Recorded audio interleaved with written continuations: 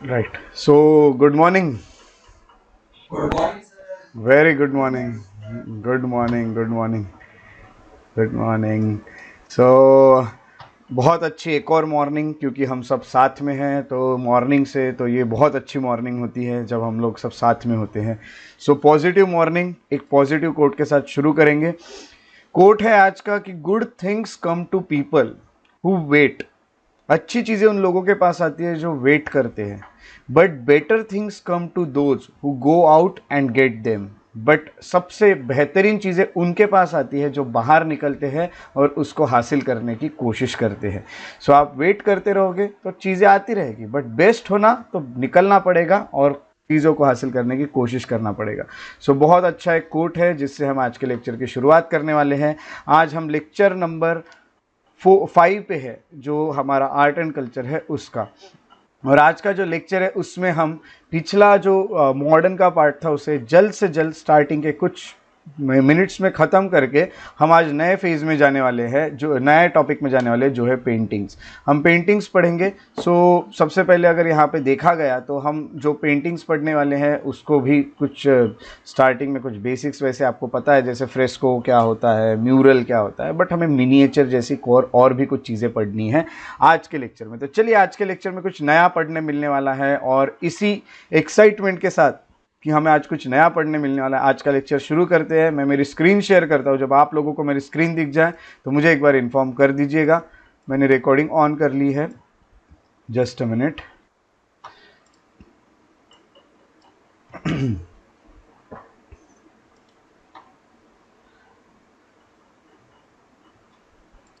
Yes, सो आपको screen दिख रही है? Yes, sir. यस यस, और आवाज़ भी एकदम क्लियर है। चलिए, अभी ये सब चीज़ें क्लियर है तो चलिए स्टार्ट करते हैं आज का लेक्चर, जो कि हम पढ़ने वाले हैं। शुरुआत करेंगे इंडियन आर्किटेक्चर से और इसको ख़त्म। सबसे बड़ा पोर्शन आर्ट एंड कल्चर का जो होता है वो इंडियन आर्किटेक्चर होता है। इंडियन आर्किटेक्चर ये सबसे ज़्यादा वेटेज वाला टॉपिक है, इसीलिए इसको पढ़ने को थोड़ा टाइम लगता है। अदरवाइज हमारा ये टाइम कम हो जाता है जब हम आगे के टॉपिक्स पढ़ते हैं। सो आपको डरने की ज़रूरत नहीं है। बहुत बड़ा टॉपिक आप ख़त्म करने वाले हो आज, that is Indian architecture sculpture. आपने बहुत सारी चीज़ें इसमें जानी है। अगर हम इसी टेबल में आते हैं, आपने बहुत सारे कंसेप्ट इस टॉपिक में पढ़े हैं। अगर मैं इस टेबल की बात करूँ तो ये टेबल से ही अगर हम शुरुआत करें तो हमें पता चलता है कि हड़प्पन आर्ट आप पढ़ चुके हो, मौर्यन आर्ट पढ़ चुके हो, पोस्ट मौर्यन भी पढ़ लिया आपने, उसके अलावा गुप्ता एज भी पढ़ लिया, साउथ इंडियन आर्ट पढ़ लिया, दिल्ली सल्तनत आपने पढ़ लिया, मुगल आर्ट भी आपने पढ़ लिया है। आज हम मॉडर्न आर्ट को पढ़ने वाले हैं, जिसमें आपको और नए कुछ स्ट्रक्चर्स देखने मिलेंगे, जिसमें इंडो गोथिक स्टाइल और नियो रोमन स्टाइल, ये दो स्टाइल्स और आपको देखने मिलेगी। सो चलिए शुरुआत करते हैं हम यहाँ पे इंडो गोथिक स्टाइल और नियो रोमन स्टाइल से आज के लेक्चर की। सो जस्ट 1 मिनट, मैं यहाँ पे अपना जो ये है उसे ओपन कर लेता हूँ, अपना जो पीपीटी रहेगा आज का। हाँ, और उसके साथ मैंने कुछ एडिशनल चीज़ें ऐड की है, वैसे आपके पहले बुक्स में नहीं थी ये।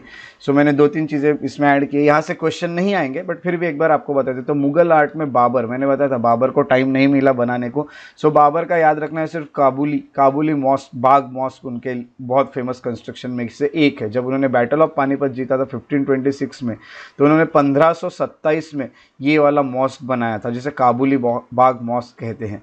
अब आपके लिए ये टास्क है कि आपको ये देखना है, इसे लोकेट करना है कि ये है कहाँ पे, काबुली बाग मॉस्क। ठीक है, यहाँ पे लिखा है, अब बताने की ज़रूरत नहीं, इन पानीपत लिखा है।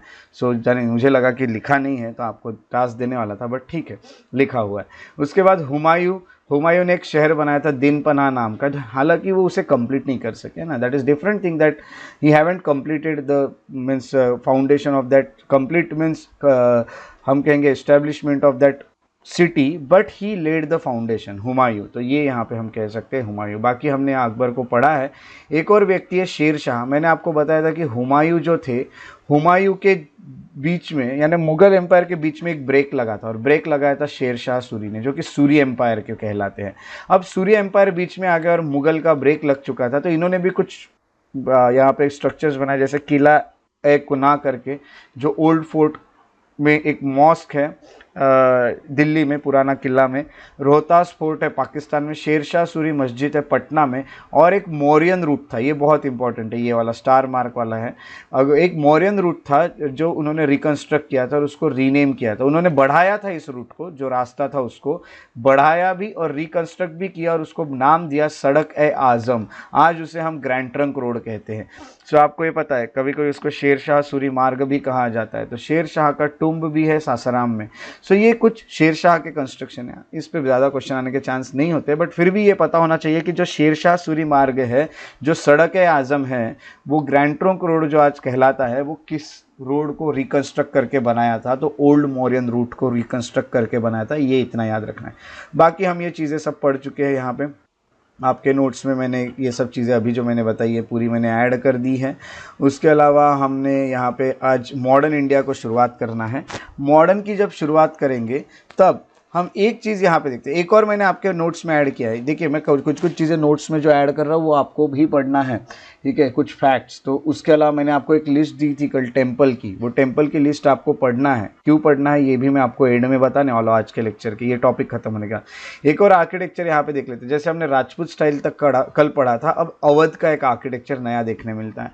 अवध ये रीजन कहाँ पे आता है, कोई बता सकता है? अवध प्रेजेंट डे उत्तर प्रदेश, उत्तर प्रदेश में ये आता है। अवध का रीजन लखनऊ के आसपास का मिलता है हमें।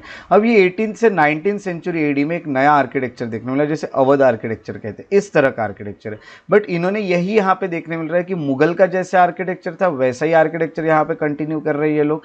बस ये क्या करते हैं कि कुछ नए नए एक्सपेरिमेंट करते हैं, नया नया मटेरियल यूज़ करते हैं ये बनाने में, और इनोवेटिव आइडियाज़ कुछ है। देखिए थोड़ा सा चेंज आपको देखने मिल रहा है, बाकी ये स्ट्रक्चर वैसा ही लगता है। यहाँ पे ये लोग रिलीजियस और सिक्युलर दोनों टाइप की बिल्डिंग बनाते हैं, और ये लोग मॉर्टर का यूज़ करते हैं बिल्डिंग्स बनाने में। ये मार्बल या सैंडस्टोन का नहीं करते, ये डिफरेंस है मुगल और इनमें। मुगल्स जो थे वो मार्बल और सैंडस्टोन का यूज़ कर या फिर सैंडस्टोन का यूज़ करते थे, ये लोग मॉर्टर का यूज़ करते हैं।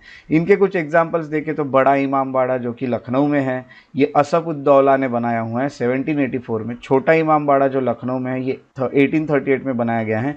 रूमी दरवाज़ा जो है, जिसे टर्किश गेट भी कहा जाता है, ये भी लखनऊ में है, 1784 में इसे बनाया गया था। सो ये कुछ अवध आर्किटेक्चर है। इस पे क्वेश्चन आने के चांस बहुत मिनिमम है, बहुत ही मिनिमम है, नहीं के बराबर है। फिर भी आपको ये चीज़ें पता होनी चाहिए, इसलिए मैंने आपके नोट्स में इंक्लूड करा दिया और मैंने आपको इसके एक आइडिया दे दिए। अब हमको एक नए टाइप ऑफ आर्किटेक्चर में जाना है। आज तक इस पे क्वेश्चन वैसे पूछे नहीं गए हैं मॉडर्न आर्किटेक्चर में, और पूछे जाने के चांसेस भी कम है, क्योंकि मॉडर्न हिस्ट्री से ऑलरेडी इतने टॉपिक्स हैं उनके पास मेंस में पूछने के लिए कि वो आर्किटेक्चर में अगर जाना है तो वो एंशियंट और मिडिवल के टाइम पे जाते हैं, क्योंकि ये हमारे इंडिया के आर्किटेक्चर से बहुत मिलते जुलते, यानी इंडिया के ही है ऐसा समझ जाइए। सो ये बाहर के आर्किटेक्चर है बाकी, तो वहाँ पे ये ज़्यादातर जाते नहीं हैं। सो हम आज पढ़ने वाले हैं मॉडर्न आर्किटेक्चर को। यस,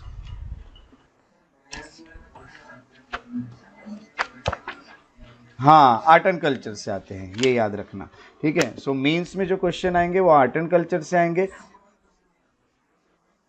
प्री में मेन जो हिस्ट्री है एंशिएंट और मिडिवल, उसके पूरे क्वेश्चन प्री में आते हैं, और यहाँ पे नहीं, मेंस में आर्ट एंड कल्चर के आते हैं, ठीक है, ये याद रखना। Yes, thank you. चलिए तो अब हम आगे बढ़ते हैं। आगे जब हम बढ़ेंगे तो हम देखते हैं मॉडर्न इंडिया जो होगा। मॉडर्न इंडिया को एक चीज़ याद रखना है कि मॉडर्न के क्वेश्चन यहाँ पे ज़्यादातर पूछे नहीं जाते हैं, बट हमें पढ़ना ज़रूरी है, क्योंकि पता होना चाहिए, कभी अगर पूछ लिया तो हम उसके लिए रेडी होने चाहिए, इसीलिए हम इसे पढ़ते हैं। अब जब हम इसे पढ़ते हैं मॉडर्न इंडिया को, तो मॉडर्न इंडिया आपको पता है कब शुरू हुआ है ना? कब शुरू होता है? जब यूरोपियंस आते हैं। हर एक हिस्ट्री का कुछ ना कुछ शुरू होने की, कुछ हम कहेंगे कुछ तो भी चेंज आया होगा सिनेरियो में, तभी तो नया हिस्ट्री बना। सो ये चेंज जो आई और क्या हुआ, ये सब हम यहाँ पे मॉडर्न में जानेंगे। So just 1 minute.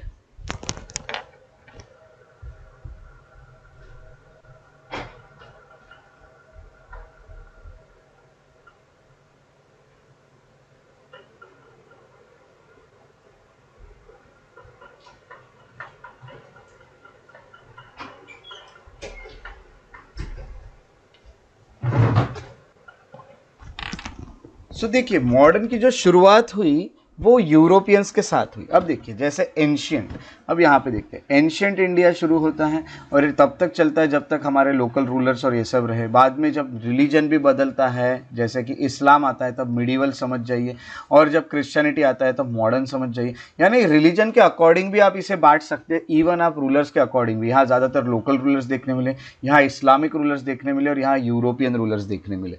इस कारण भी हम हिस्ट्री को डिवाइड कर सकते हैं। अब ये लोग आए तो चीज़ें नई नई आएगी, अपने साथ अपने आर्किटेक्चर, अपने अपने जो स्ट्रक्चर्स है, अपनी अपनी डिज़ाइंस लेके आएंगे। जैसे कि आपको पता है कि पोर्तुगीज़ आए, आपको पता है कि फ्रेंच आए, आपको पता है डच आए, आपको पता है ब्रिटिश आए। ये सब लोगों के कुछ आर्किटेक्चर्स बना के गए। सो चलिए हम शुरुआत करते हैं पोर्तुगीज़ से। हमें डच को पढ़ने की ज़रूरत नहीं है, डच के सेटलमेंट ज़्यादा नहीं। पोर्तुगीज़, फ्रेंच और ब्रिटिश के सेटलमेंट्स हमें ज़्यादा देखने मिलते हैं। फॉर एग्जांपल आप गोवा चले गए, आप दमन चले गए, आप दीव चले गए, इन एट्सेट्रा और काफ़ी सारी जगह है वहाँ पोर्तुगीज़ के आपको स्ट्रक्चर्स देखने मिलते हैं। अगर आप पुदुचेरी चले गए तो आपको यहाँ पे जो देखने मिलेंगे वो फ्रेंच के स्ट्रक्चर्स देखने मिलेंगे। आप ब्रिटिश के स्ट्रक्चर्स ऑल ओवर इंडिया में बहुत सारी जगह पे देख सकते हो। सो ये लोगों को पढ़ना इसीलिए थोड़ा सा ज़रूरी हो जाता है क्योंकि इनके स्ट्रक्चर्स हमें दिखते हैं आजू बाजू। सो अब चलिए इनको पढ़ने की कोशिश करते हैं एक एक करके। तो सबसे पहले हम यहाँ पे देखते हैं कि पोर्तुगीज़ की स्टाइल को क्या कहते हैं। आपको जैसे पता है किसी को मैमलुक स्टाइल कहते हैं, किसी को सेजलुक स्टाइल कहते हैं। सो इनको पोर्तुगीज जो थे इनको भी कोई तो भी स्टाइल कहा जाता होगा। सो इनको क्या कहते हैं इससे ही शुरुआत करेंगे।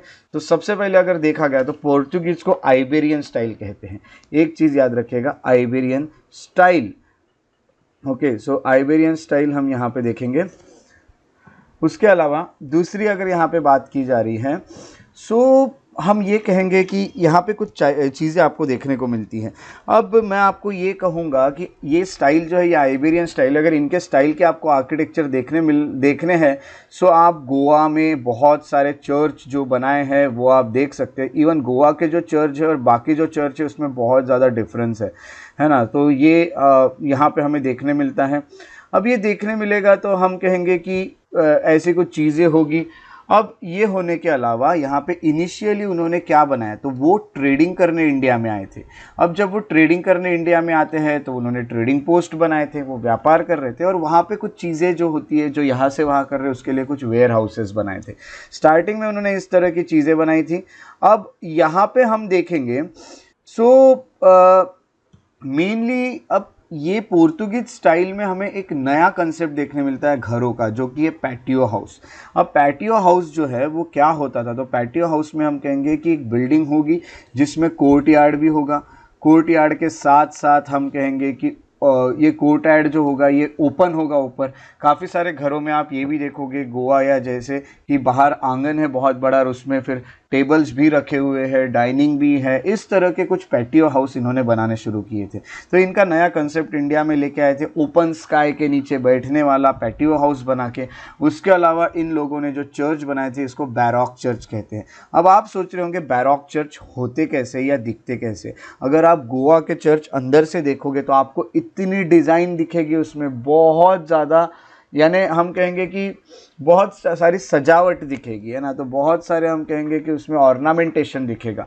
सो उस तरह के चर्च को बैरॉक चर्च कहते हैं। आप चर्च में अंदर जाके देखोगे तो आपको बहुत सारे ऐसे हम कहते हैं ना डेकोरेशन, बहुत डेकोरेशन दिखेगा। तो जिस चर्च के अंदर बहुत ज़्यादा डेकोरेशन दिखता है उसे कहा जाता है बैरॉक टाइप ऑफ चर्च। तो बैरॉक चर्च भी इन्होंने लाए।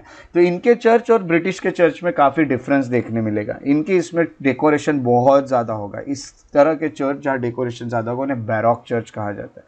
अब बैरॉक चर्च आपने देखा, पैटियो हाउस आपने देखा, तो काफ़ी सारे अलग अलग आर्किटेक्चर हमें इनके देखने मिले। बाहर से इनके चर्च ऐसे दिखते हैं, है ना। सो यहाँ पे अगर हम बात करें तो अंदर से काफ़ी इसमें सजावट होगी। आपको आज ही ये मैंने यहाँ पे एक इमेज जानबूझ के नहीं रखी है क्योंकि मैंने आपको आज एक वर्क है कि आपको ये जो चर्च है ये अंदर से इसका इंटीरियर पार्ट देखना है। आपको इसलिए देखने बोल रहा हूँ क्योंकि जब आप इंटीरियर देखोगे और आप ये याद रखोगे कि बैरॉक चर्च दिखते कैसे।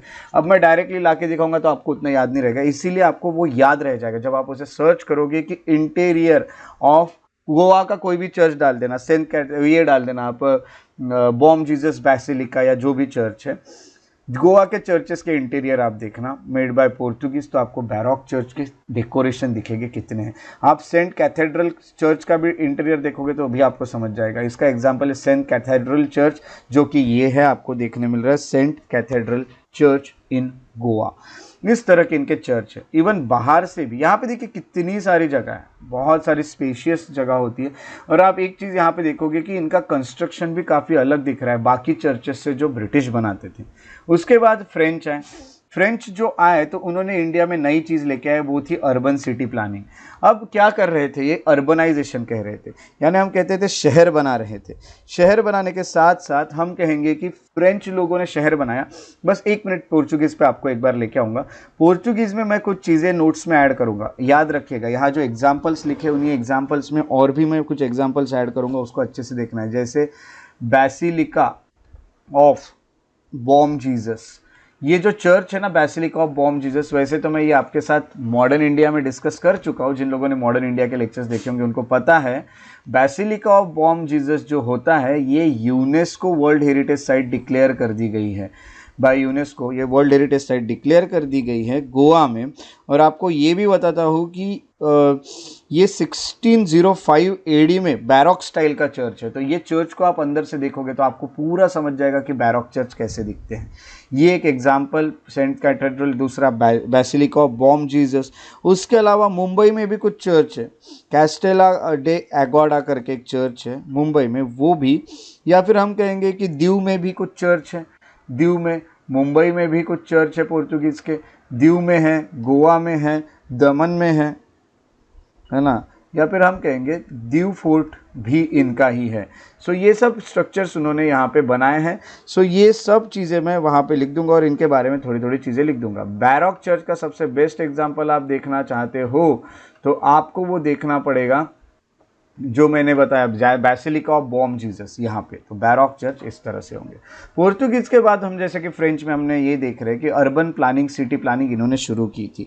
फ्रेंच ने यहाँ पे शुरू की। फ्रेंच ने एक शहर बनाया जैसे कि पौंडीचेरी नाम का, और फ्रेंच ने चंदर नगर बनाया। चंदर नगर कहाँ पे है, कोई बता सकता है? पुदुचेरी तो अलग से यूनियन टेरिटरी है। चंदर नगर बंगाल, यस, वेस्ट बंगाल में है चंदन नगर। सो ये जो चंदन नगर था ये वेस्ट बंगाल में बनाया गया।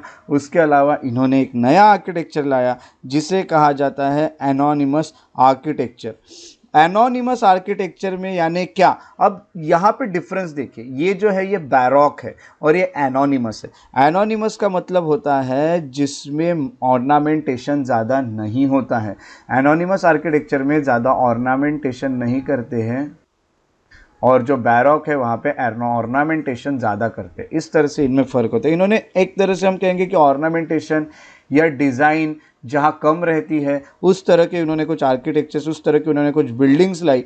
उन्होंने माहे करके एक जगह है उसे भी डेवलप किया है, माहे करके जगह है। दूसरा कराईकल करके जगह है उसे भी डेवलप किया है। तीसरा हम कहेंगे यनम करके जगह है उसे भी डेवलप किया। कोई बता सकता है माहे कहाँ पे है? माहे,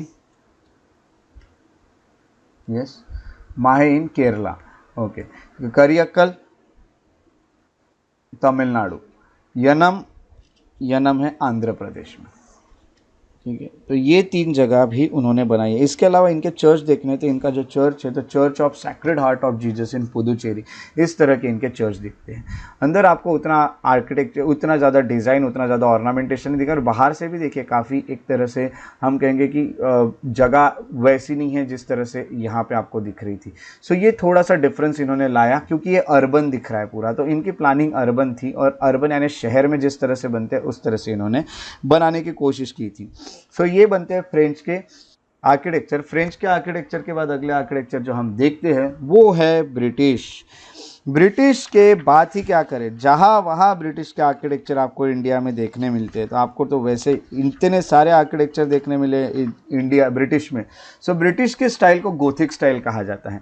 जैसे फ्रेंच के इसको ऐसा कोई पर्टिकुलर नाम नहीं है, वैसे ही पोर्चुगीज़ के स्टाइल को आइबेरियन स्टाइल कहा जाता है, वैसे ही हम कहेंगे ब्रिटिश के स्टाइल को गोथिक स्टाइल कहा जाता है। सबके आप अपने स्टाइल के अलग अलग यहाँ पे नाम दिए हुए हैं। अब ये उनके जगह जो उनके आर्किटेक्चर को कहा जाता है वही नाम यहाँ पे लिए जाते हैं उनके इसमें, है ना। सो जैसे एक आइबेरियन आ गए। आइबेरिया का मतलब होता है एक तरह से पोर्तुगीज़ या स्पेन से रिलेटेड। जैसे हमने देखा था कि स्कल्पचर हम पढ़ रहे थे, तो स्कल्पचर ने हमने ये देखा था कि जो ग्रीक इन्फ्लुएंस होता है उसे हेलेनिस्टिक कहते हैं, वैसे इनको गोथिक कहते हैं, इसको आइबेरियन कहते हैं, है ना, पोर्तुगीज़ को। ये कुछ चीज़ें याद रखना।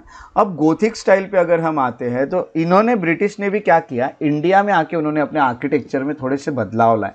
उन्होंने जैसे वहाँ थे वैसे ही आर्किटेक्चर नहीं रखे, उन्होंने चेंजेस लाए, और चेंजेस मेनली ये थे जिसको उन्होंने इंडिया की जो स्टाइल ऑलरेडी चल रही थी, यानी मुगल के वक्त देखिए जो आर्किटेक्चर बने, उसको अपने गोथिक स्टाइल में ऐड कर दिया। ऐड करने के कारण इसका मिक्सचर बना और उस स्टाइल को नया नाम मिला जो था इंडो गोथिक स्टाइल। 1911 के पहले की अगर बात करें तो 1911 में इन्होंने दिल्ली दरबार बुलाया था। जिन्होंने मॉडर्न हिस्ट्री देखा उनको पता होगा, नहीं देखा है तो भी टेंशन नहीं लेना है, आप देख लोगे आगे तो भी पता चल जाएगा। 1911 में उन्होंने पार्टीशन ऑफ बंगाल कैंसिल कर दिया था और दिल्ली दरबार बुलाया था, जिसमें उन्होंने अपना कैपिटल दिल्ली में शिफ्ट किया था। जैसे उन्होंने दिल्ली में शिफ्ट किया, उनका स्टाइल ऑफ आर्किटेक्चर बदल गया। पोस्ट 1911 की अगर बात करें तो इनकी स्टाइल को नियो रोमन स्टाइल कहा जाता है, जो कि रोम से जुड़ी हुई कुछ आर्किटेक्चर की स्टाइल थी और नए टाइप की, इसलिए नियो रोमन स्टाइल कहा जाता है। इनके पहले की स्टाइल को इंडो गोथिक स्टाइल कहा जाता है। अब ये दोनों स्टाइल्स को पढ़ लेते हैं हम, इंडो गोथिक और नियो रोमन, बस इतना ही हमें पढ़ना है, फिर हमारा आर्किटेक्चर खत्म हो जाता है। इंडो गोथिक स्टाइल में आते तो इसको विक्टोरियन स्टाइल भी कहते हैं। अब विक्टोरियन स्टाइल, आपको पता है कि विक्टोरिया जो थी, क्वीन विक्टोरिया, उनके ही नाम पे ये दिया हुआ है विक्टोरियन स्टाइल। अब ये इंडो गोथिक होने के कारण यहाँ पे ब्लेंड है, पर्शियन भी है, गोथिक स्टाइल भी है।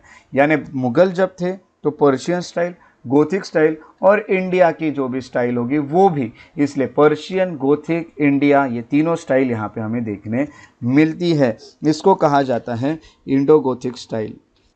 इंडो गोथिक स्टाइल के साथ साथ मैं आपको और भी कुछ चीज़ें इसमें बता देता हूँ जो आपको याद रखनी है, और ये याद रखना है कि किस तरह से ये डेवलप हुए और इसको कैसे पहचाना जाए। अब पहचानने के लिए इसके कुछ फीचर्स होते हैं। मेन फीचर्स में हम सबसे पहले बोलेंगे कि इनका जो कंस्ट्रक्शन है वो एक्सट्रीमली लार्ज होता है और एलाबोरेट होता है, बहुत लार्ज कंस्ट्रक्शन है। ये जो आप इमेज देख रहे हैं ये कहाँ की है, कोई बता सकता है? यस, और कोई? कलकत्ता। कोलकाता में कौन सा? Victoria Memorial. Yes, this is Victoria Memorial in Kolkata. So ये वहाँ के आए, तो ये इंडो गोथिक स्टाइल में बना। अब एक एक चीज़ देखेंगे। देखिए, पहला तो ये था कि बहुत लार्ज और एलाबोरेट है ही, बहुत लार्ज है। दूसरा है कि इनके वॉल्स जो है वो काफ़ी थिनर होते हैं। मुगल्स जो कंस्ट्रक्शन करते थे उनके वॉल्स बहुत थिक होते थे, इनके वॉल्स थिनर होते हैं। बट यहाँ पे हम वॉल्स की जो विड्थ है वो यहाँ से नहीं देख सकते, उसके लिए आप बिल्डिंग्स में ही जाके देख सकते हैं। उसके अलावा आर्चेस जो इनके वो पॉइंटेड होते हैं। अब आर्चेस क्या होते हैं आपको पता है, ये आर्चेस है, ये जो आर्चेस है ये थोड़े से इनके पॉइंटेड से आपको दिखेंगे, है ना, तो यहाँ से नहीं आपको पता चलेगा, आप पास जाके देखोगे तो आपको ये चीज़ें पता चलेगा। विंडोज़ बहुत बड़ी होती है, जैसे कि दरवाजे, ये विंडोज़ है, आप देख रहे हैं विंडोज़ कितनी बड़ी बड़ी विंडोज़ है। ये मुगल्स जो, ये ब्रिटिश जो है, इनके कोई भी स्ट्रक्चर के विंडोज़ ये बहुत बड़े बनाते हैं। उसके साथ साथ हम यहाँ पे आपको समझेगा, देखिए ये पॉइंटेड थोड़ा सा, ये देखिए ये आर्क ऐसा थोड़ा सा पॉइंटेड दिख रहा है, यहाँ भी थोड़ा पॉइंटेड दिख रहा है, ऐसे पॉइंटेड आर्चेस बनाते हैं ये लोग। उसके अलावा विंडोज़ आपने देखी, चर्चेस जो है उसका क्रूसीफाइड प्लान होता है। जैसे आपने कुछ प्लान देखा था कि ऑक्टेगोनल शेप में ग्राउंड प्लान था, किसी का अगर देखा गया तो त्रिरथ है, किसी का कोई रथ है, तो इस तरह से हम देखते हैं इनका क्रूसीफाइड है।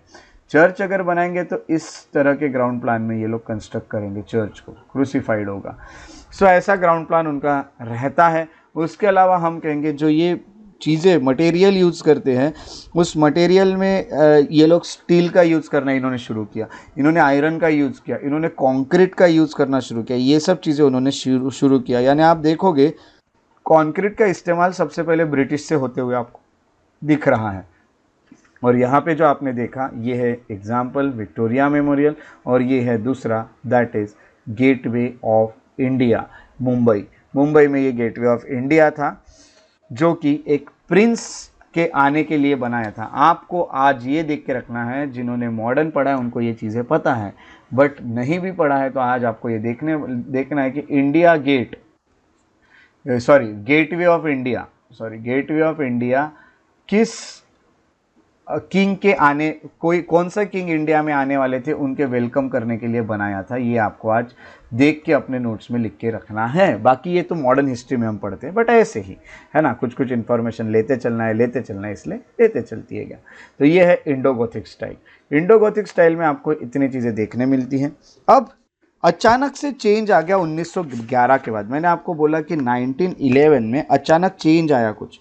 अब चेंज आया, चेंज आने के साथ साथ अगर आपको कोई पूछे कि भाई what is the difference between Iberian architecture and Gothic architecture, तो सबसे पहले याद रखना कि आइबेरियन वाले यानी पोर्तुगीज जो थे वो ब्रिक को यूज़ करते थे, और हमारे जो गोथिक वाले हैं वो काफ़ी अलग अलग चीज़ें, यानी हम कहेंगे कि कभी कभी आपको रेड सैंडस्टोन भी यूज़ करते दिखते जैसे यहाँ पे, तो कहीं कहीं आपको लाइमस्टोन भी यूज़ करते दिखते, तो अलग अलग चीज़ों को यूज़ करते थे।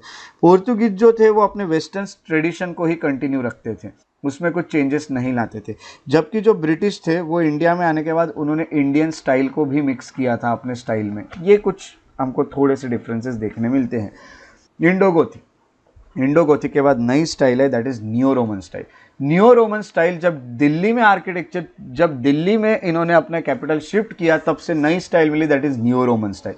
नियो रोमन स्टाइल पे पूरा दिल्ली का आर्किटेक्चर इन्होंने बनाया, जिसमें हम कहते हैं एडविन लुटिन्स जो है और हर्बर्ट बेकर जो है, इन दोनों को आर्किटेक्चर ऑफ दिल्ली कहा जाता है। ये याद रखिएगा, इन्होंने ये नई स्टाइल लाई थी, तो ये नियो रोमन स्टाइल ये थी। इसको नियो रोमन स्टाइल के साथ कभी कभी नियो क्लासिकल स्टाइल भी कहा जाता है, क्लासिकल स्टाइल।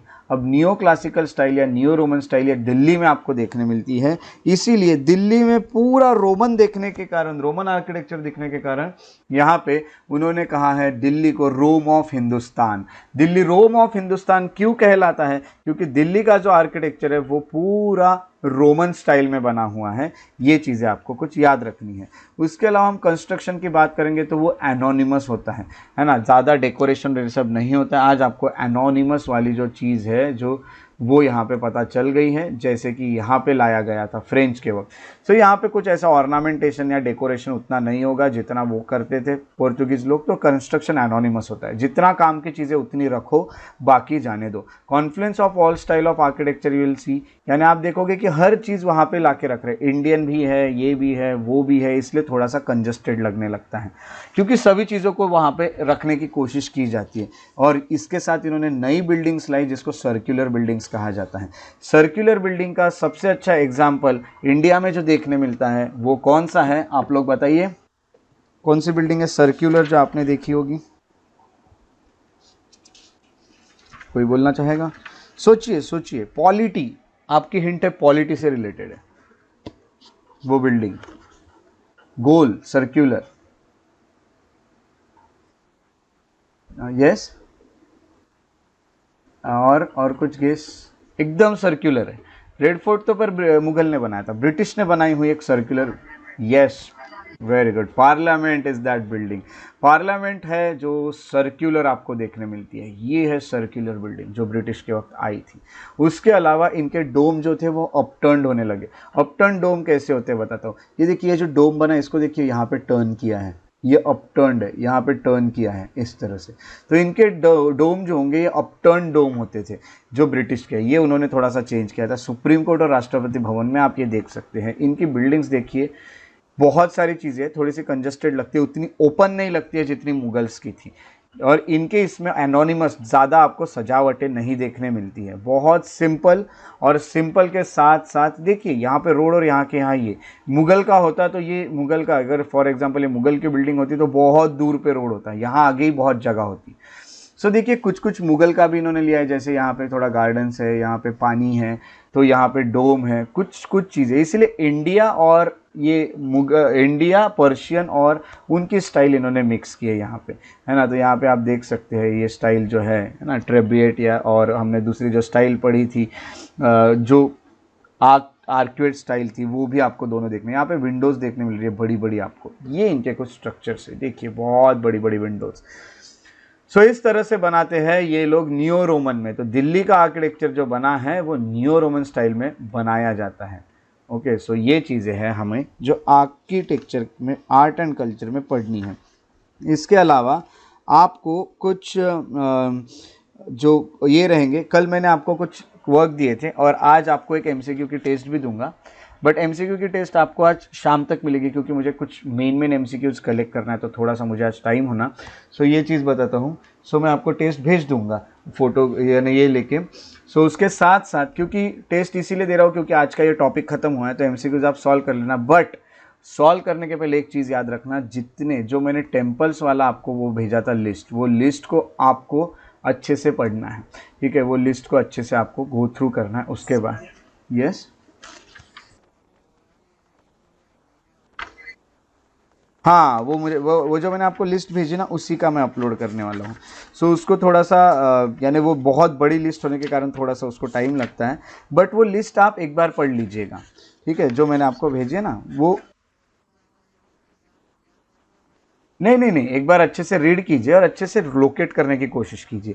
फिर मैं जो क्वेश्चन भेजूंगा वो है ना, क्योंकि यूपीएससी क्या कर रहे हैं, टेम्पल्स पे बहुत सारे वो पूछ रही है क्वेश्चन। मैं आपको सिर्फ क्या करूंगा कि जो बुक है ना, जो बुक है अपनी स्टैंडर्ड बुक, वो बुक से मैं कुछ इमेजेस लेके आपको सेंड करूंगा ग्रुप पे, ठीक है। इमेजेस को पीडीएफ फॉर्मेट में रख के, तो वो इमेजेस में जो क्वेश्चंस रहेंगे उसको सॉल्व करने की कोशिश कीजिएगा आप, और उसको फिर भेजिएगा मुझे, ठीक है। और उसके साथ साथ आज आपको एक मेंस का क्वेश्चन दूंगा आप लोगों को, तो वो इमेजेस रहेंगे, इमेजेस को पीडीएफ बनाऊंगा, उस पीडीएफ में आपको 50 के आसपास क्वेश्चंस मिलेंगे, 45-50। उन क्वेश्चंस को सॉल्व करना। और दूसरी बात है, आज आपको मेंस का क्वेश्चन भी लिखना है, तो मेंस का एक क्वेश्चन देने वाला हूँ।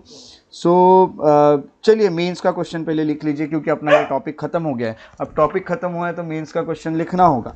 चलिए, सबके पास अपनी कॉपी और पेन है? यस, चलिए लिखना शुरू करेंगे। यस, सो क्वेश्चन अभी रिसेंटली पूछा हुआ क्वेश्चन ही हम लिख लेते हैं। Just 1 minute.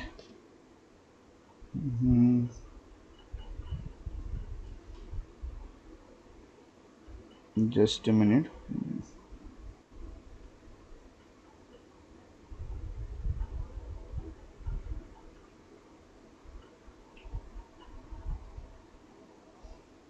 चोला वाला आपका हो गया है। इसके अलावा जस्ट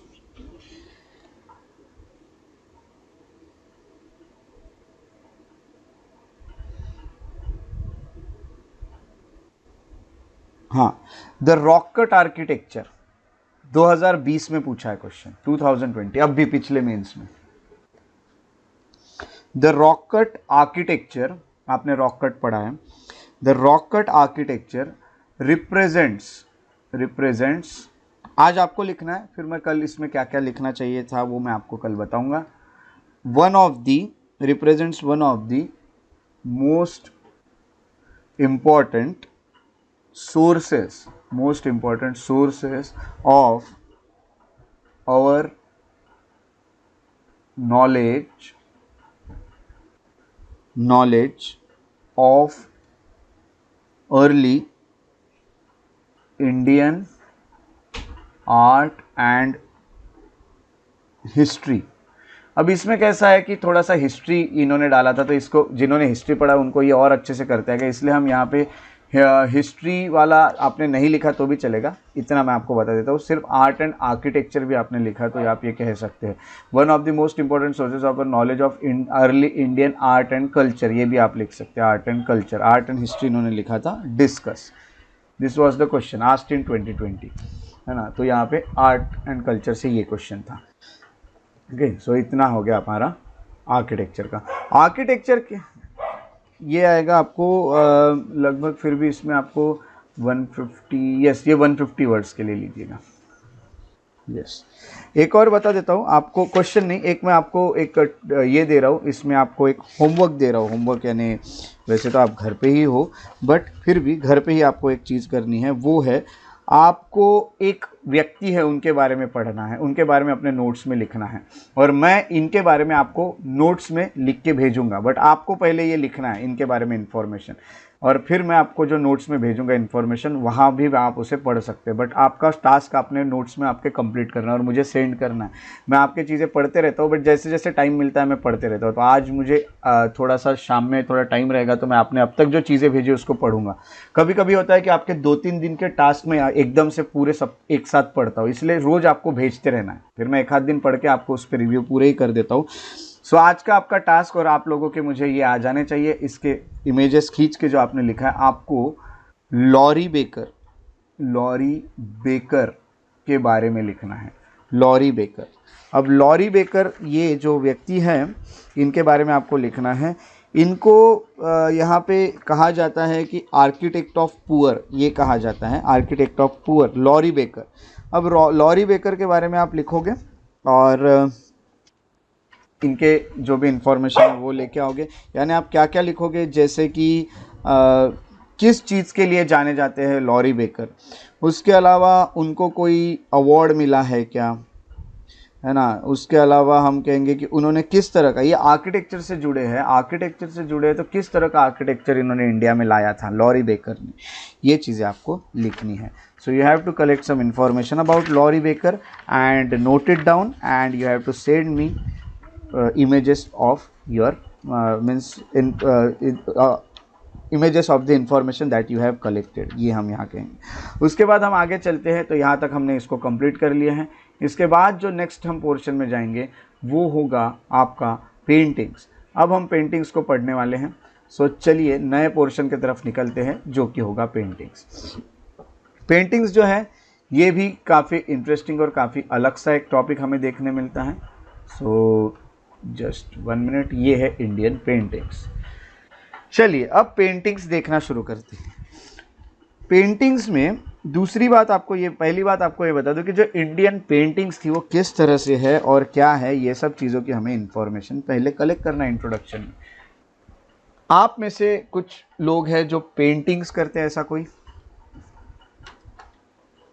कोई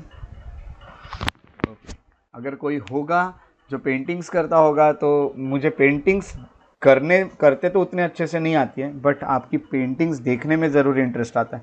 जो कोई करता होगा तो अब तक उन्होंने जो पेंटिंग्स की होगी उसके फ़ोटोज़ लेके मुझे भेजिएगा। मुझे काफ़ी इंटरेस्ट है कि मैं नई नई पेंटिंग्स देखूं, और हम सब भी देख सकते हैं पेंटिंग्स अलग अलग। अब पेंटिंग्स जो होगी, इसके इंट्रोडक्शन अगर शुरू करें, सो एक टाइम पे सोचिए जब हमारे पास कोई स्क्रिप्ट नहीं थी एक दूसरे को कुछ इन्फॉर्मेशन देने के लिए, जब हम केव्स में रहते थे। अब ये सब चीज़ें थी, तो इन्फॉर्मेशन एक दूसरे को अगर देना है तो हमारे लिए एक ही सोर्स था इन्फॉर्मेशन देने का, वो था थ्रू पेंटिंग्स। इसीलिए इंसान ने अपने केव्स में ही पेंटिंग कर दी उन रॉक्स के ऊपर, इसलिए उसको रॉक केव पेंटिंग्स भी कहा जाता है, जो कि आपको भीमबेटका जैसे साइट पे देखने मिलते हैं ना। इंसान, हम लोग जो है, इन्होंने आर्किटेक्चर वाला पार्ट हमें कब से पढ़ा है, हमने हड़प्पा से पढ़ा है, बट पेंटिंग्स वाला पार्ट हम स्टोन एज से पढ़ेंगे, क्योंकि स्टोन एज से हम लोग पेंटिंग्स कर रहे हैं। पहले केव्स में हमने पेंटिंग की थी, तो हमने केव पेंटिंग्स की थी। सो ये ऐसा होता है। तो पेंटिंग के थ्रू हम एक दूसरे को बता सकते हैं कि हाँ, जानवर का शिकार इस तरह से, means technique to hunt an animal, है ना। You have to form a group to hunt a big animal, है ना, दिस विल प्रोटेक्ट यू। ये सब चीज़ें अगर मुझे बताना है किसी को, so I have to draw some pictures on a wall, है ना, just to inform the future generations about the techniques. So Indian paintings ने बहुत बड़ा यहाँ पे रोल प्ले किया है। सो इंडियन पेंटिंग्स, और आज तक इंडिया में बेहतरीन पेंटिंग्स देखने मिलती है। सो चलिए शुरुआत करते हैं, वो है प्री हिस्टोरिक पेंटिंग से। प्री हिस्टोरिक पेंटिंग्स की अगर मैं बात करूं तो इंडिया में पहले जो पेंटिंग्स थी, ये जो प्री हिस्टोरिक पेंटिंग्स है, ये रॉक पे बनाई जाती थी। रॉक में भी कौन से रॉक पे, तो केव्स के रॉक पे। ये pre historic paintings were generally executed on rocks, ये हमें पता है। और जो this rock gravings are called petroglyphs, ये याद रखिएगा। और ये जो रॉक्स एनग्रेविंग्स है जिस पे पेंटिंग बनाया जाता है, इसको पेट्रोग्लिफ्स कहा जाता है। So petroglyphs means the rock engravings, है ना, ये पेट्रोग्लिफ्स होते हैं। फर्स्ट हमें अब कैसा हुआ कि धीरे धीरे हमारे आर्कियोलॉजिस्ट जो थे, वो जब साइट्स देखते हैं तो उनको एक साइट दिखी, है ना, एक साइट दिखी। वो बात अलग है कि काफ़ी हमें बाद में दिखी, और ऐसी साइट जो हमें दिखी सबसे पहली इंडिया में, उसका नाम है भीमबेटका। भीमबेटका केव्स मध्य प्रदेश में हमें दिखी। ये रिलेटेड टू स्टोन एज वाली केव है। स्टोन एज से रिलेटेड हमें जब केव दिखती है तो ये केव के अंदर हमें एक बेहतरीन चीज़ देखने मिली। पहली बार डिस्कवर की हमने भीमबेटका केव, जो कि मध्य प्रदेश में है। ये कब डिस्कवर हुई पता है? 1957 में। सोचिए ये केव्स बनी कब है। ये केव्स की अगर हम बात करें तो ये हम कह सकते हैं कि 10,000 या फिर उसके भी पहले, यानी 10,000 BC, 10,000 BC के भी पहले की केव्स है जो हमें यहाँ पे मिली। यानी लगभग आज के अगर टाइम पे हम जोड़े तो 10,000 BC, यानी 10,000 में अभी 2022 ऐड करना पड़ेगा। इतना टाइम पहले की, यानी 12,000 ईयर्स ओल्ड केव्स, जिसमें आज भी पेंटिंग्स दिखती है। ये पेंटिंग्स हमने उस टाइम पे बनाई थी जब हम स्टोन एज में थे। और ये जो साइट थी जब इसको डिस्कवर किया गया तो यहाँ पे इसको यूनेस्को वर्ल्ड हेरिटेज साइट करके डिक्लेयर कर दिया गया इन 2003। एक इसको डिस्कवर जिन्होंने किया था उनका नाम था VS वाकनकर। ये एक आर्कियोलॉजिस्ट है जिन्होंने ये केव को डिस्कवर किया। ये केव डिस्कवर होने के बाद जनरली इसमें कुछ बाइसन, बेयर्स हम कहेंगे, या फिर हम कहेंगे टाइगर, ये सब हमें देखने मिलते हैं, है ना। तो ये सब एनिमल से, यहाँ पे थोड़ा सा स्पेलिंग का ये हो गया है, ठीक है, टाइप करते करते वो इधर उधर हो गया, तो वो नोट्स में तो मैं उसको ठीक कर दूंगा। उसके अलावा इनको जू रॉक शेल्टर भी कहा जाता है। अब इनको जू रॉक शेल्टर क्यों कहा जाता है? क्योंकि देखो, सबसे पहले तो रॉक वाली केव्स है। जू रॉक शेल्टर इसीलिए है क्योंकि इंसान यहाँ पे जो केव्स में रहता है उसमें रॉक से बनी हुई केव्स होती है, ये आपको पता है, और उसमें एनिमल्स की पेंटिंग्स है, इसलिए उसको जू कहा गया है। It depicts elephant, rhino, cattle, snake, spotted deer, barasingha, ये सब यहाँ पे आपको देखने मिलते हैं, ये एनिमल्स। और 3 फेजेस बन जाते हैं पेंटिंग्स के। जब यानी हमने देखा कि ये फेजेस जो है, ये जैसे कि स्टोन एज वाले फेजेस थे, वैसे ही ये 3 फेजेस हमें देखने मिलते हैं पेंटिंग्स में भी चेंज होते हुए। अब यहाँ पे देखा कि अपर पैलियोलिथिक पीरियड से हमने पेंटिंग्स करना शुरू किया। उसके बाद हम मीजोलिथिक में आते हैं जो मिडल स्टोन एज कहा जाता है। फिर हम चाल्कोलिथिक में और ज़्यादा चेंज कर लेते हैं। तो वैसे अगर देखा गया तो स्टोन एज तो काफ़ी इसमें चेंज हमें देखने मिलते हैं। जैसे कि हम कहेंगे कि अपर पैलियोलिथिक, पैलियो यानी ओल्ड और लिथिक मीन्स स्टोन, आपको ये चीज़ें पता है जैसे कि हम एंशिएंट हिस्ट्री में पढ़ते हैं। सो पैलियोलिथिक यानी ओल्ड स्टोन एज, और मीजोलिथिक, मीजो मीन्स मिडल और लिथिक यानी स्टोन, तो मीजोलिथिक यानी मिडल स्टोन एज, और chalcolithic means copper plus stone equal to, जहाँ कॉपर का यूज़ करना हमने शुरू किया। ये सब हमने एंशिएंट हिस्ट्री में पढ़ा होता है, और नहीं भी पढ़ा है तो मैंने अभी आपको बता दिया। वैसे अगर देखा गया तो 3 तरह के पैलियोलिथिक एज होते हैं। एक होता है लोअर पैलियोलिथिक, एक होता है मिडल पैलियोलिथिक, और एक होता है अपर पैलियोलिथिक।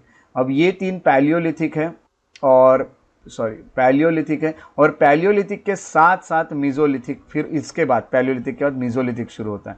मीजोलिथिक मीन्स ये मिडल स्टोन एज पे आ जाते हैं। मिडल स्टोन एज में ये ओल्ड स्टोन एज था, ये मिडल स्टोन एज, और इसके बाद हम नियोलिथिक में चले जाते हैं। नियोलिथिक में ऐसा कोई बहुत हमें चेंज नहीं देखने मिला पेंटिंग्स में, इसलिए हमें नियोलिथिक को पेंटिंग्स में पढ़ने की ज़रूरत नहीं है।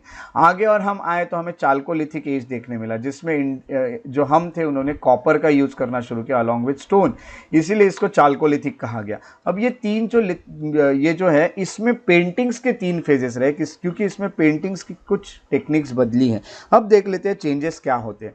सबसे पहले प्री हिस्टोरिक पेंटिंग्स को 3 पार्ट में बांटा जाता है, और यहाँ पे अगर देखेंगे तो अपर पैलियोलिथिक, मीजोलिथिक, चाल्कोलिथिक। बट ये क्लासिफिकेशन स्टोन एज की नहीं है, ये पेंटिंग्स के एज की क्लासिफिकेशन है, ये याद रखिएगा, इसलिए मैंने अलग से लिखा प्री हिस्टोरिक पेंटिंग्स के क्लासिफिकेशंस। उसके बाद दूसरा पहले हम आते हैं अपर पैलियोलिथिक में। अपर पैलियोलिथिक की अगर मैं बात करूं तो अपर पैलियोलिथिक में हम कहेंगे कि 40,000 से 10,000 BC के टाइम पे हमने पेंटिंग्स की थी, वो यहाँ पे हमें देखने मिलती है, वो रहेगी इस टाइम की पेंटिंग्स। अब यहाँ पे क्या है, जो वॉल्स थी उस टाइम पे, जिस केव में हम लोग रहते थे उसकी वॉल्स क्वार्ट्जाइट की बनी थी। क्वार्ट्जाइट जो होता है उसकी बनी हुई वॉल्स थी। वॉल्स होने के साथ साथ ये है ना, यानी हम कहेंगे कि एक तरह से पत्थर क्वार्ट्जाइट वाला, उसकी अलग तरह का पत्थर जो कि आप देखते हैं कि डिफरेंट टाइप ऑफ रॉक्स होते हैं उसमें से एक। उसके अलावा हम कहेंगे यूज्ड मिनरल्स फॉर पिगमेंट्स। अब कैसा है, कलर, अगर कलर बनाना है तो फिर हम कहेंगे ये कुछ मिनरल्स का यूज़ करते थे। जैसे अगर उनको ऑकर कलर बनाना है, एक एग्जांपल लेता हूँ, या फिर गेरुआ, जिसे गेरू कलर कहते हैं या ऑकर कलर कहते हैं, वो अगर बनाना है तो ये लाइम प्लस ये वाटर को हम कहेंगे कि किसी मिनरल के साथ मिक्स करेंगे तो ये बन जाएगा। यानी आप ये कहोगे कि कहीं प्लांट से लाया है ग्रीन कलर, तो कहीं एनिमल के ब्लड से भी ला सकते हैं, क्योंकि हंटिंग करते थे रेड कलर। तो ऐसे अलग अलग कलर्स इन्होंने लाया और उसकी पेंटिंग्स बनाई। ऑकर और गेरू कलर मिक्स्ड विथ लाइम और वाटर, इस टाइम पे ये कलर उन्होंने ज़्यादातर यूज़ किए थे, ऑकर कलर। जिसमें देखिए और भी कलर जो देखने मिलते हैं वो है रेड कलर। रेड के साथ साथ हमें देखने मिलते हैं white colour, yellow colour, green colour. White, red और ग्रीन कलर, ये जो 3 कलर हैं, ये वो एनिमल्स को बनाने के लिए यूज़ करते थे। एनिमल्स की अगर उन्हें कोई फिगर बनानी है सो वो वाइट, रेड और ग्रीन कलर से बनाते थे। रेड कलर से वो ह्यूमन फिगर्स बनाते थे। ये भी आपको देखने मिलेगा, अगर आप यहाँ पे जाओगे तो वहाँ देखोगे ह्यूमन फिगर्स में भी मेनली हंटर्स वो बनाते थे रेड कलर में। जो हंट करने वाले ह्यूमन्स है वो उसको हंटर्स को यहाँ बनाते थे। तो मैं यहाँ पे ह्यूमन फिगर्स की जगह हंटर से लिख देता हूँ, यानी ताकि आपको ये और भी अच्छे से पता रहे, यानी आपको स्पेसिफिकली पता रहे। सो हंटर्स के लिए रेड कलर।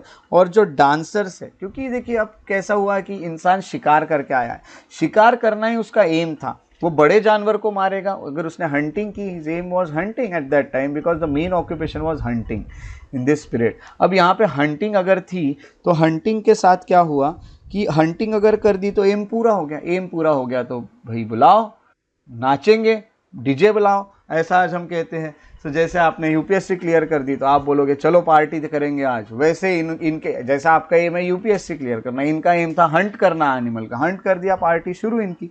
तो डांस और ये सब होता था, तो वो सेलिब्रेशंस जो है वो दिखाते थे। तो डांसर्स के लिए वो ग्रीन कलर यूज़ करते थे। सो डांसर्स के लिए ग्रीन, रेड हंटर्स के लिए यूज़ करते थे, एनिमल्स के लिए वाइट, रेड और ग्रीन कलर्स वो यूज़ करते थे। ऐसे अलग अलग कलर का उन्होंने अलग अलग चीज़ों के लिए यूज़ किया है। अब ऐसा क्यों, ये तो हम नहीं जानते, बट जितने हमने ये एनालिसिस किया तो हमें ये कलर्स देखने मिले हैं, स्पेसिफिकली कुछ चीज़ों के लिए ही यूज़ हो रहे हैं। अब ये होने के बाद टाइम बदल गया। टाइम बदला तो बदला और आगे हम बढ़ गए। जब हम आगे बढ़े तो यहाँ पे हम आ गए 10,000 से 4,000 के टाइम पे, है ना। सो यहाँ पे हम आएंगे, वो आएंगे 10,000 से हम कहेंगे 4,000 BC का टाइम, जिसको कहा गया Mesolithic colour, Mesolithic period. Mesolithic यानी मिडल स्टोन एज था। यहाँ पे उन्होंने रेड कलर का बहुत यूज़ किया। रेड कलर का यूज़ करना बढ़ चुका था मेसोलिथिक पीरियड में, और उसके साथ साथ पेंटिंग्स जो है वो छोटी होती गई। टाइम के साथ साथ चीज़ें छोटी हो जाती है, ताकि छोटी जगह पे आपको बहुत सारी चीज़ें दिख जाए। पहले कैसा था, बनाने के लिए ज़्यादा चीज़ें थी नहीं तो बड़े बड़े बनाते थे। अभी बहुत सारी चीज़ें बढ़ने के कारण छोटे ही एरिया में बहुत सारी चीज़ें करते थे, तो पेंटिंग्स को छोटा छोटा करते गए, पेंटिंग्स छोटी होते गई। और कॉमन सीन यहाँ पे बदल गया था। यहाँ कॉमन सीन एक ही था, वो था ग्रुप हंटिंग। क्योंकि देखिए जब हम लोगों ने पहले हंटिंग शुरू की स्टोन एज में, सो हम इंडिविजुअल लेवल पे जाके हंटिंग करते थे, अकेले अकेले जाके हंटिंग करते थे। नाउ जब हम हंटिंग पे चले गए तो क्या हो जाता था कि जो कोई डरावने जानवर या डेंजरस जानवर है, हार्मफुल जानवर है, हम पे अटैक कर देते और हम खुद को बचा नहीं सकते थे। इसीलिए अगर ग्रुप रहेगा तो आप बड़े जानवरों को मार सकोगे और आप प्रोटेक्टेड रहोगे, ये हमें पता चलने लगा। तो पता चलने लगा तो हमने ग्रुप में हंटिंग करना शुरू किया। और जैसे जैसे हम ग्रुप में हंटिंग करने लगे, सो यहाँ पे इमेजेस भी वही बनाएगा इंसान जो देखता है। वो देख रहा है कि ग्रुप में हंटिंग करना ठीक है, तो वही बताने की कोशिश कर रहा है कि ग्रुप में हंटिंग करो। सो पेंटिंग्स में वही बनाएगा कि ग्रुप हंटिंग। अगला, यहाँ पे इंसान ने कुछ और भी चीज़ें शुरू कर दी थी, जैसे कि एनिमल हस्बेंड्री। अब इंसान ये पीरियड तक एनिमल हस्बेंड्री यानी पशुपालन भी कर रहा था। एनिमल हस्बेंड्री के चलते उन्होंने ग्रेजिंग एक्टिविटीज़ भी दिखाई और एनिमल्स का वो यूज़ करता था एक जगह से दूसरे जगह जाने के लिए भी। इसीलिए हम कहेंगे कि इसे कहा जाता है राइडिंग सीन्स। यहाँ पे कुछ राइडिंग सीन्स भी हमें देखने मिले। इस तरह की चीज़ें यहाँ पे देखने मिलती हैं जो कि हम देखते हैं हंटिंग्स में। अब मीजोलिथिक पीरियड के बाद और भी टाइम बदलने लगा। टाइम आया जब इंसान ने कॉपर को यूज़ किया, और ऐसे टाइम को कहा जाता है चाल्कोलिथिक पीरियड। अब चाल्कोलिथिक पीरियड जो है इंडिया का, वो कॉपर के यूज़ करने के साथ शुरू हुआ। जैसे कि आप ये देखोगे कि इवन हड़प्पा का भी कुछ टाइम चाल्कोलिथिक पे था, बट मैं ये नहीं कहूँगा पूरा ही, क्योंकि चाल्कोलिथिक के अलावा धीरे धीरे उन लोगों ने तो ब्रॉन्ज का भी यूज़ किया था। बट सिर्फ ऐसा कह सकते हैं कि कुछ कुछ एरिया चाल्कोलिथिक के अंडर भी आता था जब हड़प्पा कहीं पे शुरू था। तो चाल्कोलिथिक एज अलग से यहाँ पे हमें देखने मिलती है। और ये हम देखते हैं सबसे पहले कि यहाँ कुछ चेंजेस हमें देखने मिलेंगे। अब सबसे पहले कॉपर का यूज़ करना जब हम शुरू करेंगे तो हम देख सकते हैं कि ये शुरू होगा। और अगर हम इंडिया की बात करें तो चाल्कोलिथिक पीरियड हम देख सकते हैं कि 2000 बीसी से, यानी यहाँ पे मेनली हम कह सकते हैं 4000 तक ये चला, और अराउंड 4000 चला तो कहीं कहीं पे 2000 तक चला। बट चाल्कोलिथिक का टाइम जनरली क्या है, क्योंकि मीजोलिथिक के बाद नियोलिथिक आया, अब नियोलिथिक के बाद कॉपर चाल्कोलिथिक आया, तो चाल्कोलिथिक के लिए भी हम यहाँ पे मैं आपको ये मेंशन कर देता हूँ, ताकि वैसे तो एंशिएंट में ही पढ़ लेते हैं हम, बट आप ये भी स्लाइड्स पढ़ रहे हो तो आपको ईयर्स यानी ये इसमें कोई कन्फ्यूजन ना रहे, इसलिए हम यहाँ भी लिख देते हैं। चलो, तो यहाँ पे एक याद रखना है आपको कौन सा, तो 2000 बीसी से 700 बीसी के अराउंड ये लोगों ने चाल्कोलिथिक पीरियड को चलाया था, ये टाइम पे ये चले हैं। अब यहाँ चेंजेस देखिए क्या क्या होते हैं। यहाँ जो चेंज होते हैं वो ये है कि ये ज़्यादातर ग्रीन और येलो कलर को यूज़ करना इन्होंने शुरू कर दिया। ग्रीन और येलो के साथ अब इंसान क्या है कि ग्रुप में आ गया था। ग्रुप में आने के कारण धीरे धीरे उन्होंने अपने विलेजेस भी बना लिए थे।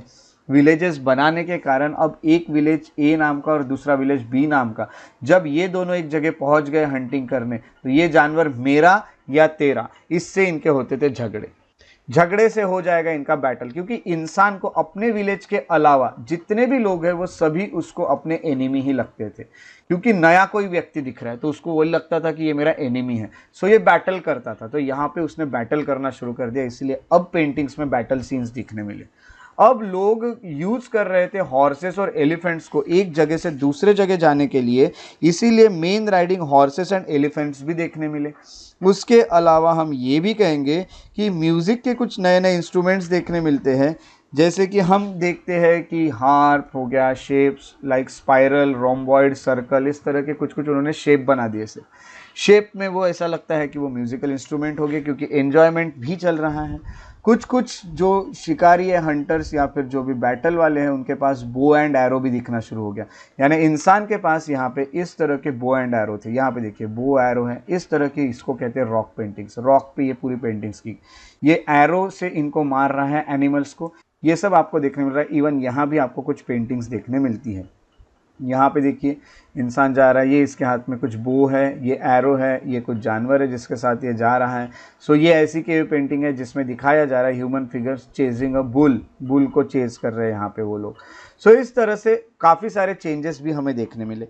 अब धीरे धीरे क्या हुआ कि पेंटिंग्स जो है वो आगे आगे जब हम बढ़ने लगे, सो ब्राह्मी स्क्रिप्ट में भी पेंटिंग दिखने लगी, जैसे अशोका और गुप्ता पीरियड में। ये आगे का और भी देखते हैं तो ये हमें पता चलता है।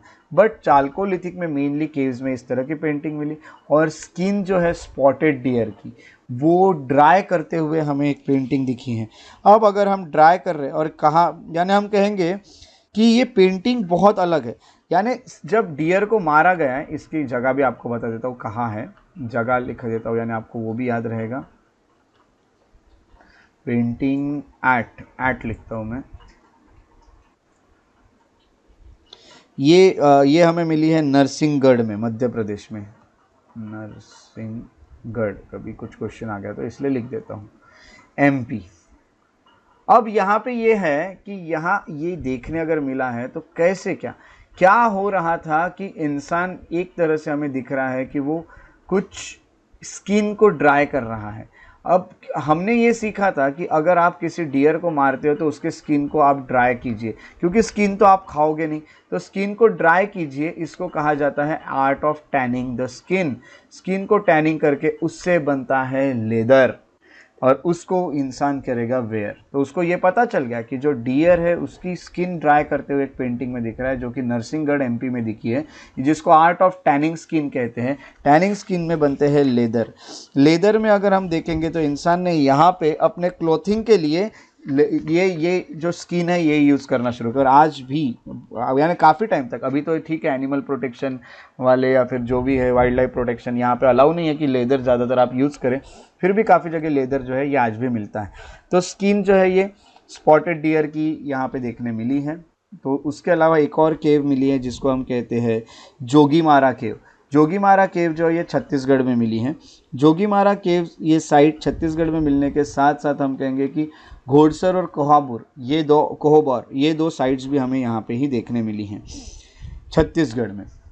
छत्तीसगढ़ में देखने के साथ साथ चितवा डोगरी, चितवा डोंगरी करके जो जगह है ये भी हमें छत्तीसगढ़ में दुर्ग करके जगह यहाँ देखने मिली।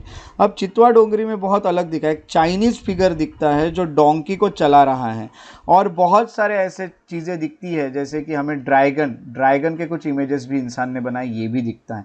यानी चाइना आया, ड्रैगन आया, ये सब भी चीज़ें हमें देखते हैं। तो Chinese figure riding a donkey ये भी देखने मिला। अब आप सोचोगे हाँ कैसे पता है चाइनीज़ फिगर है, तो जो स्ट्रक्चर और जितने भी हमें चीज़ें देखने मिले उससे ये गेस कर सकते हैं हम कि वो चाइनीज़ फिगर जो कि एक डोंकी को चला रहा है ना। ये होने के साथ साथ हम कहेंगे कि घोड़सार और कोहाबूर में भी ये चीज़ें देखने में। डिस्ट्रिक्ट ऑफ कोरिया करके जो जगह है ये छत्तीसगढ़ में है। सो यहाँ भी देखने में, वैसे तो यहाँ पे मैंने लिख ही दिया है, सो ऊपर भी लिखा है। सो ये चीज़ें आप इसी तरह से याद रख सकते हैं। सो हम इसको यहाँ पे ही लिख देते हैं कोरिया यानी ये कोई अलग देश नहीं है। कोरिया यानी ये एक जगह है जो छत्तीसगढ़ में है, कोरिया। सो इसको आजकल ऐसे भी स्पेलिंग लिखा जाता है छत्तीसगढ़ में, तो ऐसा स्पेलिंग लिख लीजिए यानी आपको याद रहेगा। इसीलिए पुराने बुक्स में KOREA लिखा था, बट इसका एग्जैक्ट स्पेलिंग इस तरह से है। सो आप ऐसा ही याद रखिएगा। सो ये कुछ केव्स देखने मिली हैं हमें। अब रॉक शेल्टर केव्स देखने के साथ साथ हमें और भी ये ऐसी चीज़ें देखने मिलती है जिसमें ये केव्स बनाते हैं। ऐसी मेन केव अगर हम देखें तो वो केव है भीमबेटका केव। आपका आज का work, you have to write at least 10 sentences about Bhimbetka. So ये टास्क है आपका, भीमबेटका केव्स के बारे में लिख लीजिएगा। ये टास्क को आपको 8 to 10 लाइन्स लिखनी है, 8 to 10 सेंटेंसेस, जिसमें आपको इनकी लोकेशन से लेके हर चीज़ लिखनी है, क्योंकि यही वो केव है जो सबसे पहली बार मिली थी। मैंने आपको ये भी वहाँ इसके बारे में कुछ 2-3 इन्फॉर्मेशन मैंने दी भी है कि फर्स्ट डिस्कवर्ड है। उसके अलावा यूनेस्को का इसको ये भी मिला है, VS वाकनकर है। उसके अलावा ये भी चीज़ें मैंने यहाँ पर लिखी है। आपको इसके बारे में मैंने चीज़ें तो लिखी है, बट आपको और भी कुछ इन्फॉर्मेशन इसके बारे में कलेक्ट करके लिखना है, ठीक है। सो ये आप इस पर लिख सकते हैं। उसके बाद दूसरा आपका वर्क है ना, तो टास्क आपको कंप्लीट करने पड़ते हैं, आपको तो पता ही है। दूसरा एक केव पेंटिंग जो आपको पढ़ना है वो है लाखोदियार केव पेंटिंग। यहाँ पे देखिए लाखोदियार केव पेंटिंग। लाखोदियार केव पेंटिंग्स जो है इसका लाख उदियार यानी 1 लाख केव्स ऐसा कहा जाता है इसकी पेंटिंग्स। तो ये उत्तराखंड में है, उत्तराखंड, ये मैंने आपको बता दिया। अब इसके बारे में आपको ज़्यादा नहीं, इसके बारे में 5 लाइन्स लिखना है, at least 3 to 5 lines about Lakhudiyar cave painting. So Bhimbetka के बारे में और लाखोदियार केव पेंटिंग्स के बारे में आपको लिखना है। सो जो लोग टास्क लिख रहे हो बता देंगे मुझे अब तक मैंने कौन कौन से टास्क दिए हैं पहले से लेके। यस, किसी ने भी नहीं लिखे क्या टास्क अब तक? हाँ बताइए, पहला टास्क क्या दिया था मैंने? यस, आवाज़ नहीं आ रही आपकी क्लियर? हाँ, मेंस के, ओके, मेंस के लिए क्वेश्चन।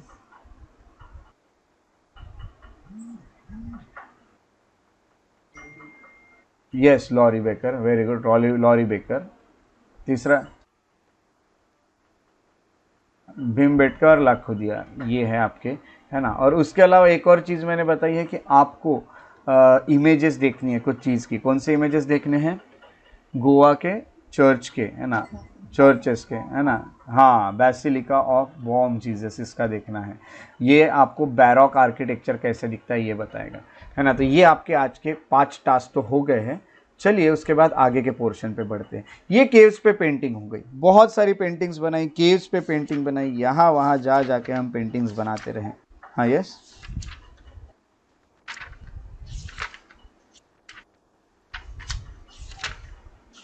अब कैसा है कि अब ये एग्जैक्टली तो बताना मुश्किल है क्योंकि बहुत पहले का है, बट कुछ हिस्टोरियंस का ये कहना है कि it was also the medium of यानी हम कहेंगे कि कैसा है कि एक जगह से दूसरे को अगर कुछ बताना चाहते हो, क्योंकि इनके पास लैंग्वेज नहीं थी, लैंग्वेज के साथ साथ ये बोलने के लिए इनके पास कोई मीडियम ही नहीं था कम्युनिकेट करने के लिए, तो मीडियम ऑफ कम्युनिकेशन तो था ही, क्योंकि अगले व्यक्ति को कैसे बताएंगे। और ऐसा ही कि एक्टिविटीज़ भी करते थे, जैसे कुछ लोगों को इंटरेस्ट है तो वो पेंटिंग्स बनाते थे, बट पेंटिंग्स का यूज़ ये लोग जो करते थे ना वो generally as a medium of information, medium of communication के लिए भी करते थे। ये भी हिस्टोरियंस ने कहा है, क्योंकि इनकी लैंग्वेज कोई दिखी नहीं है, ना इनकी स्क्रिप्ट दिखी है, तो ये एक दूसरे से बात कैसे करते होंगे, तो शायद ये पेंटिंग्स के थ्रू एक दूसरे को कुछ बताते होंगे, ये हमारे हिस्टोरियंस का मानना है। ठीक है, ऐसा है। और जो लोगों को इंटरेस्ट था वही ये लोग करते थे पेंटिंग्स। जैसे अभी हमारे कुछ ऑक्यूपेशन उनमें भी कुछ पेंटिंग्स वाले थे जो पेंटिंग्स बना, कुछ लोग हंटिंग करने ही जाते थे। इस तरह से ये लोग अपना पूरा जो जो अपने इसमें है वो अपनी एक्टिविटीज़ करता था, तो इसे दोनों कह सकते हैं। ओके, उसके बाद हम आते हैं next, that is classification. Paintings को दो पार्ट में क्लासिफाई किया गया है, एक बनता है म्यूरल, दूसरा बनता है मिनिएचर। मिनिएचर और म्यूरल इस तरह की दो तरह की हमें पेंटिंग्स देखने मिलती हैं। सो चलिए म्यूरल से शुरू करते हैं। म्यूरल का मीनिंग क्या होता है, आप में से कोई मुझे बताएगा, तब मैं आगे बढ़ूंगा, क्योंकि आपको मैं बता चुका हूं। हाँ, yes, very good. Directly on walls जो पेंटिंग की जाती है उसे कहा जाता है म्यूरल्स। वेरी गुड, चलो तो आपने आंसर कर दिया है, तो हम आगे बढ़ सकते हैं। तो चलो आगे बढ़ते हैं म्यूरल पेंटिंग्स के साथ। म्यूरल पेंटिंग्स यानी वर्क्स ऑन वॉल और सॉलिड स्ट्रक्चर, उसको म्यूरल कहा जाता है। इंडिया में म्यूरल्स बहुत टाइम से देखने मिलते हैं, लगभग हम कहेंगे कि 10 सेंचुरी में, ये 10 सेंचुरी BC में तो ये देखने मिले।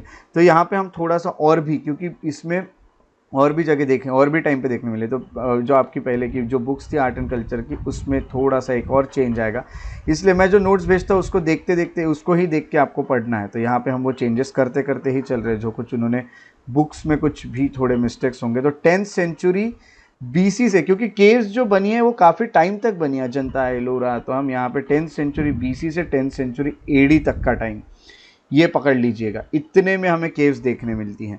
और अगर केव्स देखने मिली तो बहुत सारी केव्स है, आगे हम पढ़ने वाले हैं म्यूरल पेंटिंग्स जो केव्स में बनाई फिर इन्होंने। उसके अलावा हम ये कहेंगे कि मोस्ट कॉमन इनकी जो थीम रही है वो हिंदू, बुद्धिस्ट और जैन थीम रही है। ये तो आपको पता ही है, क्योंकि आपने कुछ केव्स देखे। फॉर एग्जांपल इन तीनों धर्म से रिलेटेड जो केव्स है, उन केव्स का नाम आर्किटेक्चर में हमने देखा था। कौन सी केव्स है जिस तीनों रिलीजन से रिलेटेड बनती हैं? हाँ, which caves means in which group of caves you will find all the three religions? Caves related to all, yes, Ellora, very good, Ellora, and Ajanta related to only Buddhism, है ना। Ellora related to all three religions and Ellora related only to Buddhism। ये हम Ellora related to all three religions and Ajanta related only to Buddhism, ये आपने पहले देखा था। तो वेरी गुड, आपने ये आंसर सही दिया है, Ellora is the cave। उसके अलावा हम आते हैं, तो यहाँ पे ये वॉल्स पे पेंटिंग बना रहे, तो वॉल्स पे जो पेंटिंग बना रहे थे ये, तो वो नेचुरल केव्स पे बना रहे थे, या फिर कुछ कुछ रॉक कट केव्स भी थी, इन्होंने खुद केव्स बनाई थी। अब कुछ कुछ केव्स ऐसी थी जो नेचुरली बनी हुई थी, कुछ केव्स ऐसी थी जिनको इन्होंने रॉक कट करके बनाया हुआ था। सो इस तरह की दो तरह की केव्स में हमें म्यूरल्स देखने मिलते हैं। अब म्यूरल्स के साथ चलिए केव्स की तरफ आते हैं। सो पहली केव जिसको हम स्टडी करते हैं वो होती है अजंता केव। अजंता केव की अगर मैं बात करूँ, सो अजंता केव्स जो है वो one of the oldest surviving murals यहाँ पे देखने मिलते हैं इंडियन सब कॉन्टिनेंट के। वन ऑफ द ओल्डेस्ट, ये याद रखिएगा, जो आज भी सर्वाइव कर रहे हैं वो अजंता में आपको देखने मिलते हैं। और ये जो बनाए गए हैं इनका मैं आपको एग्जैक्टली डेट भी यहाँ लिख देता हूँ, ताकि आपको कोई भी प्रॉब्लम यानी टेंशन ना रहे डेट्स का भी। अब यहाँ पे हमने 4th सेंचुरी में बहुत सारे बनाए गए, ये तो लिखा है, बट यहाँ एग्जैक्ट अगर डेट हम लाते हैं इन केव्स की, सो इन केव्स की हम डेट यहाँ जो कह सकते हैं वो है 2nd century.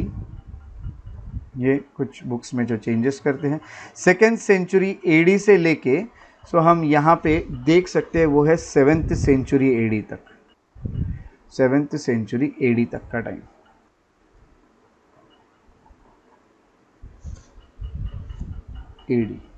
Sorry 2nd century BC से पकड़ेंगे, 7th सेंचुरी, इसलिए ओल्डेस्ट सर्वाइविंग। कभी कभी क्वेश्चन आता है कि ओल्डेस्ट सर्वाइविंग केव्स, तो one of the oldest surviving caves Ajanta caves भी हैं। अजंता केव्स की अगर बात करें, सो यहाँ से यहाँ तक का टाइम पकड़ लीजिएगा। टोटल 29 केव्स है, ये भी मैं आपको बता चुका हूँ, वॉल्केनिक रॉक से बनी हुई हैं। और 29 केव्स जो है ये हॉर्सशू शेप में है इनकी केव्स। जैसे कि हमने पिछले बार जो पिक्चर्स देखे थे केव के, वो बहुत बड़ी बड़ी केव्स थी। तो इनका शेप कैसा है, ये माउंटेन का ऐसा, यानी यहाँ यहाँ यहाँ यहाँ यहाँ पूरी ऐसी केव्स बनी है। सो ये हॉर्सशू शेप में पूरा स्ट्रक्चर है जिसमें ग्रुप ऑफ केव्स है, ये याद रखिएगा। और केव नंबर 9 और केव नंबर 10 जो है ये शुंगा पीरियड में बनाई गई थी। बाकी जितनी भी है 9 और इनको छोड़ के, यानी हम कहेंगे 9 और 10 को छोड़ के, वो गुप्ता पीरियड में बनाई है। 29 केव्स में आपको पता है कि कुछ चैत्य है और कुछ विहार है। अगर कोई ये भी बता दे कि कितने चैत्य और कितने विहार है तो और भी मज़ा आएगी। बताइए, पिछले लेक्चर्स में पढ़े 24 और 5 या 25 और 4? दो ऑप्शन है आपके पास। यस, 25 और 4, वेरी गुड। सो 25, हाँ यस,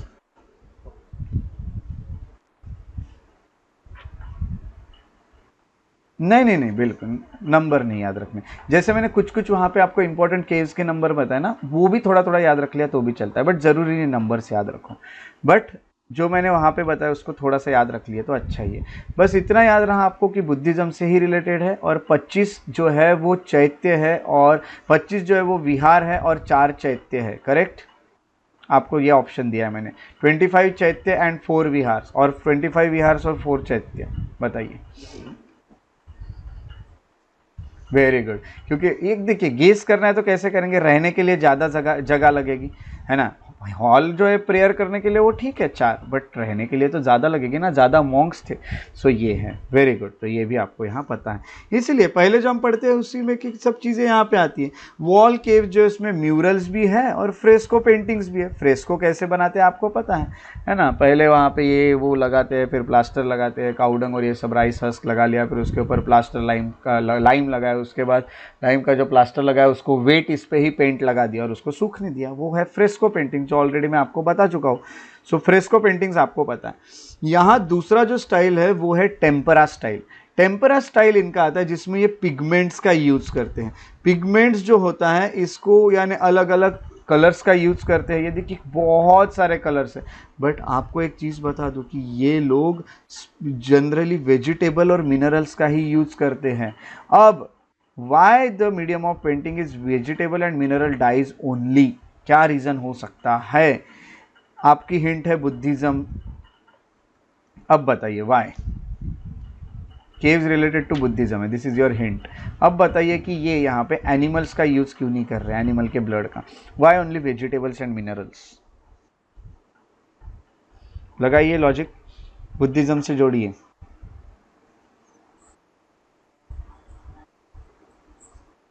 हार्म नहीं कर, yes, very good very good. किसी भी एनिमल को हार्म नहीं करना चाहिए, ये गौतम बुद्ध ने कहा है अपने टीचिंग्स में, अपने रिलीजन में। और रिलेटेड टू बुद्धिज़्म है तो किसी भी एनिमल को हार्म नहीं किया जाएगा उससे कलर निकालने के लिए। सो ये मेनली वेजिटेबल और मिनरल डाइट्स का ही यूज़ करेंगे अपने कलर्स में, पिगमेंट्स में। अगला यहाँ पे अगर देखेंगे तो यहाँ इनके फेस पे आपको ज़्यादातर एक्सप्रेशंस नहीं देखने मिलते। फेस एक्सप्रेशन लेस है। एक्सप्रेशन दिखाने के लिए इनके हैंड गेस्चर्स थे। हैंड गेस्चर्स को देख के आपको ये गेस करना पड़ता था कि ये क्या कर रहा है। तो ये क्या कर रहे हैं आपको हैंड गेस्चर्स से पता चलेगा। और जितने भी फीमेल फिगर्स आपको देखने मिली हैं, हर फीमेल फिगर का एक यूनिक हेयर स्टाइल देखने मिलता है इनमें। और इवन एनिमल्स और बर्ड जो है इनको भी इमोशंस के साथ यहाँ दिखाया जाता है। देखिए ये भी एक एनिमल होगा, इसको भी इमोशन के साथ दिखाया जाता है। तो यहाँ पे ये हमें देखने मिलता है कि इमोशन के साथ दिखाया जाता है। और कॉमन थीम जो होती है इनकी वो होती है जातक कथाएं। जातक कथा यानी story related to Buddha's former lives. ये मैं आपको पहले भी बता चुका हूँ। बुद्ध जो है, गौतम बुद्ध, उनके फॉर्मर लाइफ यानी गौतम बुद्ध बनने के पहले उनके जो भी लाइफ रही है, किसी में वो एनिमल थे, किसी में वो कुछ थे, इन सब के बारे में यहाँ स्टोरीज बताई जाती हैं, उनके पहले वाली लाइफ्स के बारे में, जिसको जातक कथा है, जातक स्टोरीज कहते हैं। सो इस तरह की चीज़ें हमें यहाँ देखने मिलती है। और यहाँ जो आउटलाइन होता है मेनली वो रेड कलर से हमें देखने मिलता है। ये रेड कलर से आउटलाइन करते हैं, रेड ऑकर कलर से। और कभी कभी हमें ये आउटलाइन जो है ये ब्राउन और ब्लैक और डीप रेड से भी देखने मिल सकती है। तो ब्राउन, ब्लैक, रेड कोई भी कलर की देखने मिलती है। तो यहाँ मैं और भी कलर्स के नाम ऐड कर देता हूँ तो ये ताकि आपको याद रहे। बट मेनली आपको जो आउटलाइन होती है वो रेड कलर में ही देखने मिलेगी, और रेड में भी रेड ऑकर कलर में देखने मिलती है। थोड़ा सा डार्क होता है रेड ऑकर कलर। और उसके साथ साथ मैं आपको ये भी कहूँगा कि कहीं कहीं पे ब्राउन कलर की भी देखने मिलती है, कहीं कहीं पे ब्राउन भी देखने मिला है, तो कहीं कहीं पे ब्लैक भी देखने मिला है, सो कहीं कहीं पे डीप रेड भी देखने मिला है। ये सब कलर हमें आउटलाइंस में देखने मिले हैं, है ना। तो ये कुछ कलर्स हम देख सकते हैं। ओके, सो ये है इनके डीप रेड कलर, ये लिखने डीप रेड। ठीक है, सो यहाँ तक की चीज़ें हमें अजंता केव पेंटिंग की कुछ पता चलती है। और भी कुछ फैक्ट्स देख लेते हैं।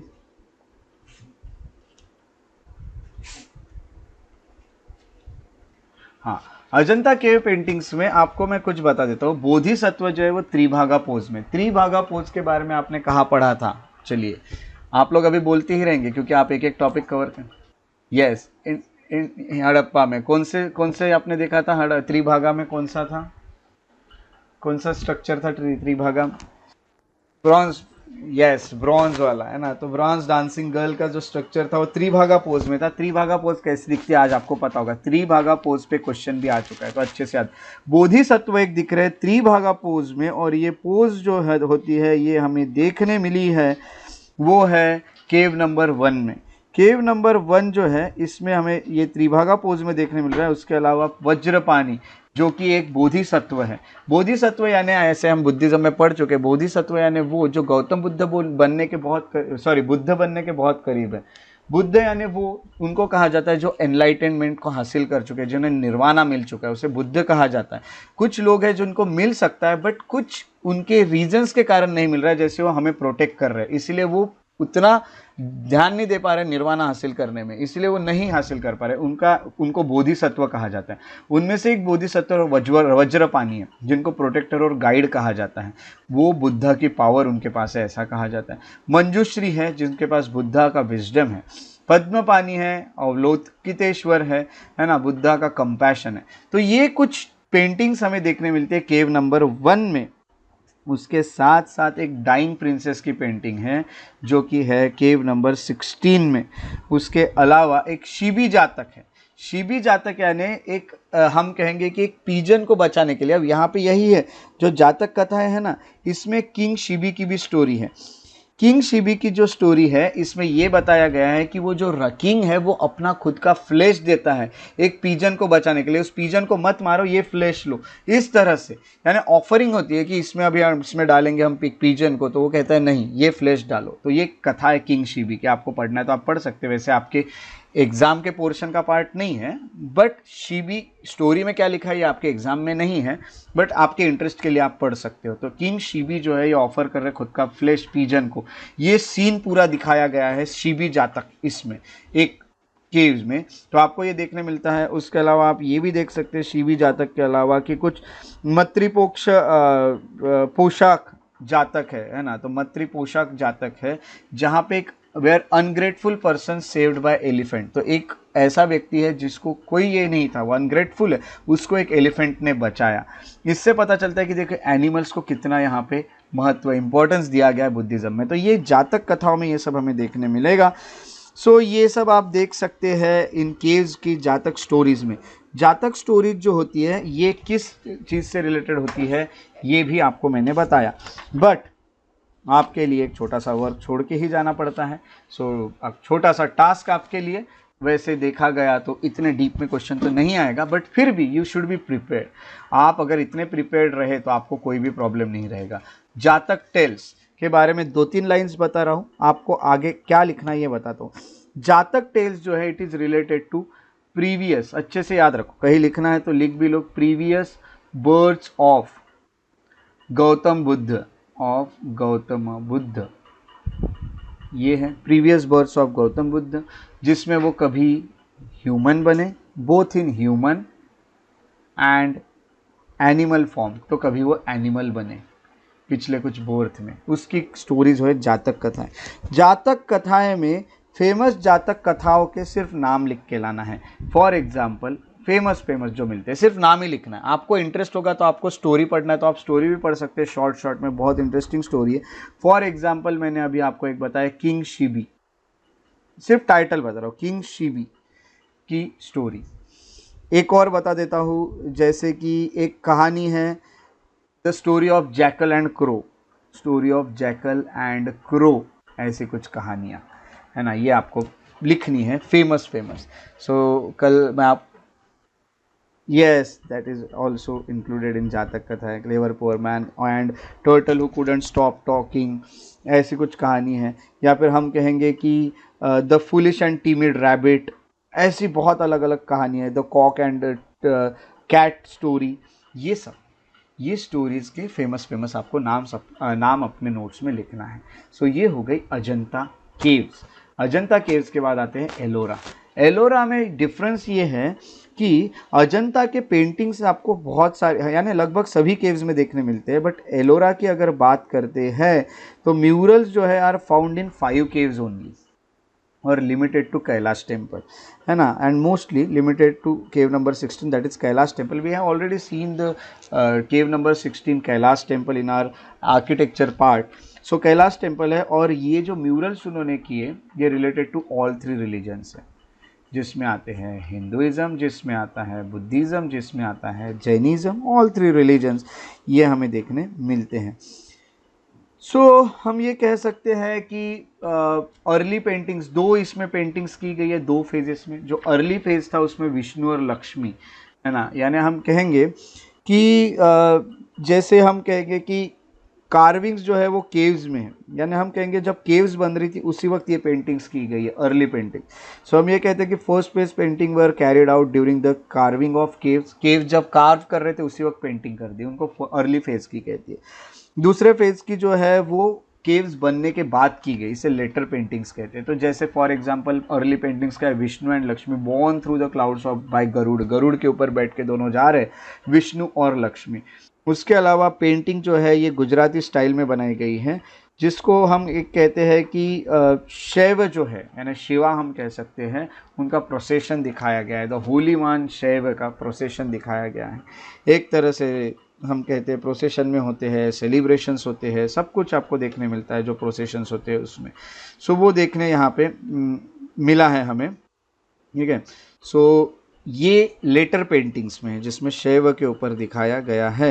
अब हम कह सकते हैं कि कोई सेरेमनी चल रही है, प्रोसेशन यानी कोई सेरेमनी होगी शैव से रिलेटेड, शिवा से रिलेटेड, और उसमें बहुत सारे लोग भी देखने मिलते हैं। उसी के साथ साथ कुछ प्रोमिनेंट एलोरा केव पेंटिंग्स में आता है कि image of goddess Lakshmi and Lord Vishnu, इनके कुछ इमेजेस बनाए हैं। उसके अलावा हम कहते हैं लॉर्ड शिवा और उनके फॉलोअर्स के कुछ इमेजेस देखने मिलते हैं। ब्यूटीफुल एंड ग्रेशियस अप्सराएं, अप्सराएं जो थे वो कौन से गॉड से रिलेटेड हैं हिंदुइज्म में? अप्सरा, काफ़ी अच्छे डांस यानी वो स्वर्ग लोक में किया करती थी, तो वो कौन से गॉड थे? वो नहीं, गॉड कौन से थे अप्सरा से रिलेटेड? नहीं, और लॉर्ड इंद्र, इंद्र अप्सरा यानी इंद्र से जुड़ेंगे, ऐसा होता है। ओके, सो ये है जो हमें देखने मिलता है। उसके बाद यहाँ पे मैं एक चीज़ ऐड करना चाहूँगा सिर्फ आप लोगों के लिए, एक चीज़ मेन, वो ये है कि इन सब इन्फॉर्मेशन के अलावा एक इन्फॉर्मेशन ये भी आपको याद रखनी है कि एक वहाँ पे केव है, केव नंबर 4, बाकी नंबर याद नहीं रहे तो केव नंबर 4, ये जो केव नंबर 4 है इसमें हम ये देख सकते हैं कि इसको रंग महल कहा जाता है।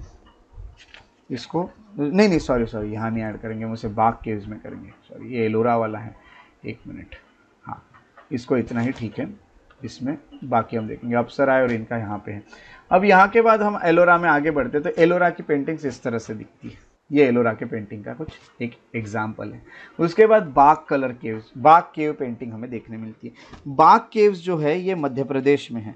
मध्य प्रदेश में भी कहाँ, इसके एग्जैक्ट लोकेशन होना तो धार डिस्ट्रिक्ट में जाना पड़ेगा, जैसे अजंता एलोरा होना तो औरंगाबाद डिस्ट्रिक्ट में होता है, वैसे बाग caves Dhar district of Madhya Pradesh में हमें देखने मिलता है।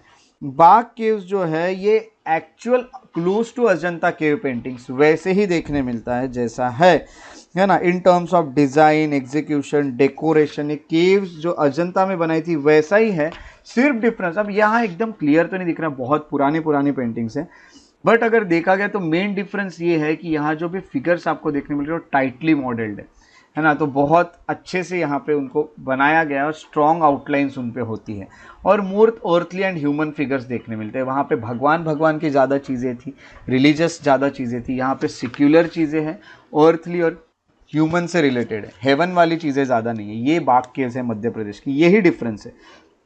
बाकी देखा गया तो वो बाग केव्स जो है वो वैसे ही दिखेगी जैसे अजंता की है, बट मेनली है कि फिगर्स जो है tightly modelled, have stronger outlines and more earthly, human and more secular figures you can see in Bag caves।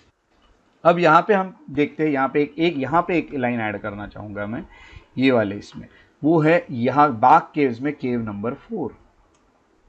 Cave number 4 जो होती है बाग केव में, उसमें एक चीज़ यहाँ पे देखने मिली है और वो ये कि ये केव नंबर 4 का नाम सबसे पहले बता देता हूँ, इसका नाम रंग महल है।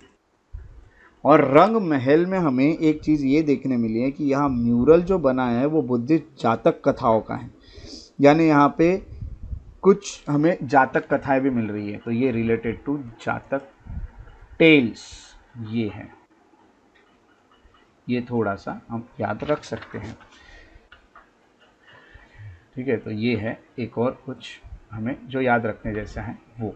सो ये मैंने आपको केव नंबर 4 के बारे में बताया। और ये जो पेंटिंग्स है ये जातक कथाएं होने के बाद भी ये सिक्युलर है ज़्यादा, ये इसमें डिफरेंस है, इसीलिए मैंने बताया ना ये मोर सिक्युलर है एज कम्पेयर टू अजंता की जातक कथाएं। इनकी जो जातक टेल्स है वो ज़्यादा ह्यूमन से जुड़ी है और ज़्यादा सिक्युलर सी लगती है। So this is about the Bagh caves located in Madhya Pradesh. उसके बाद की केव जो आती है वो अर्मामलाई केव पेंटिंग्स आती है। अर्मामलाई केव पेंटिंग जो है ये तमिलनाडु की है एंड ये है रिलेटेड टू जैन टेम्पल। अब ये जैन टेम्पल वाली पेंटिंग्स हैं। अब जैन वाली पेंटिंग्स है और पहले वाली जो आपने पेंटिंग्स देखी वो आपने बाग केव्स में ज़्यादा सिक्युलर देखा था। अर्मामलाई में आप एक रिलीजन वाली जैन टेम्पल वाली पेंटिंग्स देखने मिल रहे हैं आपको। और उसके अलावा आपको ये भी बता दूं कि कलरफुल यहाँ पे ये ऐसी जगह है जहाँ पे place for rest of Jain Monks था। यहाँ पे ये केव्स में, अर्मामलाई केव्स में जो मॉन्क्स होते हैं वो आके रुकते थे, रुकने के कारण वहाँ पे जो पेंटिंग्स बनाई गई है उन्हीं के रिलीजन से रिलेटेड बनाई गई है जो कि जैनिज़्म है।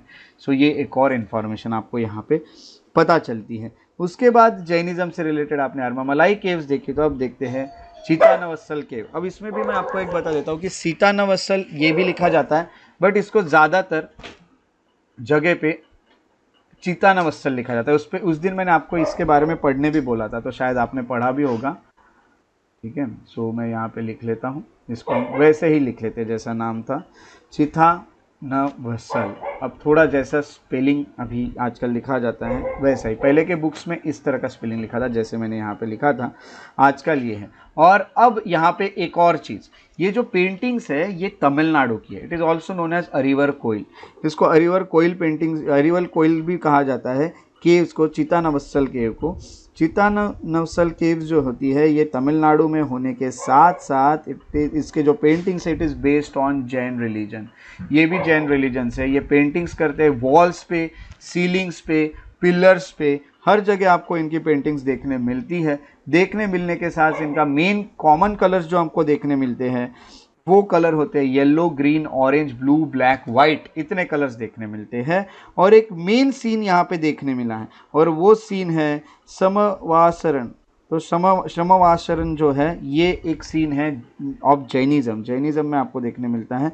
अब इसमें होता क्या है, समवासरण जो है ये अच्छे से समझ लीजिएगा। समवासरण जो है इसमें क्या होता है कि एक हॉल होता है, ऑडियंस, बहुत बड़ा एक हॉल होता है, हॉल ऐसा दिखाया जाता है। ये समवासरण हो क्या रहा है, तो ये हॉल है जहाँ पे तीर्थकार होते हैं, जैन में तीर्थकार होते हैं, ये आपको पता है। यहाँ जो तीर्थकार होते हैं वो डिलीवर कर रहे हैं, हम कहेंगे अपने सेरमन जो है वो डिलीवर किए जा रहे हैं अपने जो भी लोग रहेंगे उनको। और यहाँ पे उनको अटेन हो चुका है, उनको कैवल्य अटेन हो चुका है, इसीलिए वो सर्वन डिलीवर कर रहे हैं, ऐसा एक सीन दिखाया जाता है जिसे समवाचरण कहते हैं। यानी ब्यूटीफुल ऑडियंस हॉल है जहाँ पे लोग बैठे हैं और तीर्थकार अपना सेरेमन डिलीवर कर रहे हैं। ये ग्रैंड सीन को कहा जाता है समवाचरण, और ये आपको देखने मिलता है चित्तानवत्सल के पेंटिंग में, जो कि तमिलनाडु में है, रिलेटेड टू जैनिज्म। सो ये एक और आपको केव देखने मिलती है रिलेटेड टू जैनिज्म, जैसे कि आपने अर्मामलाई देखी थी। तो तमिलनाडु में जो 2 केव्स देखने मिली हैं वो रिलेटेड टू जैनिज्म है, ये याद रखिएगा। उसके बाद नेक्स्ट केव जो देखने मिली है वो है रावण छाया रॉक शेल्टर।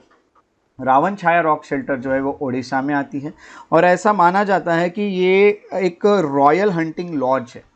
यानी आप देखेंगे कि जो राजा महाराजा थे पहले के, दे यूज टू हंट एनिमल।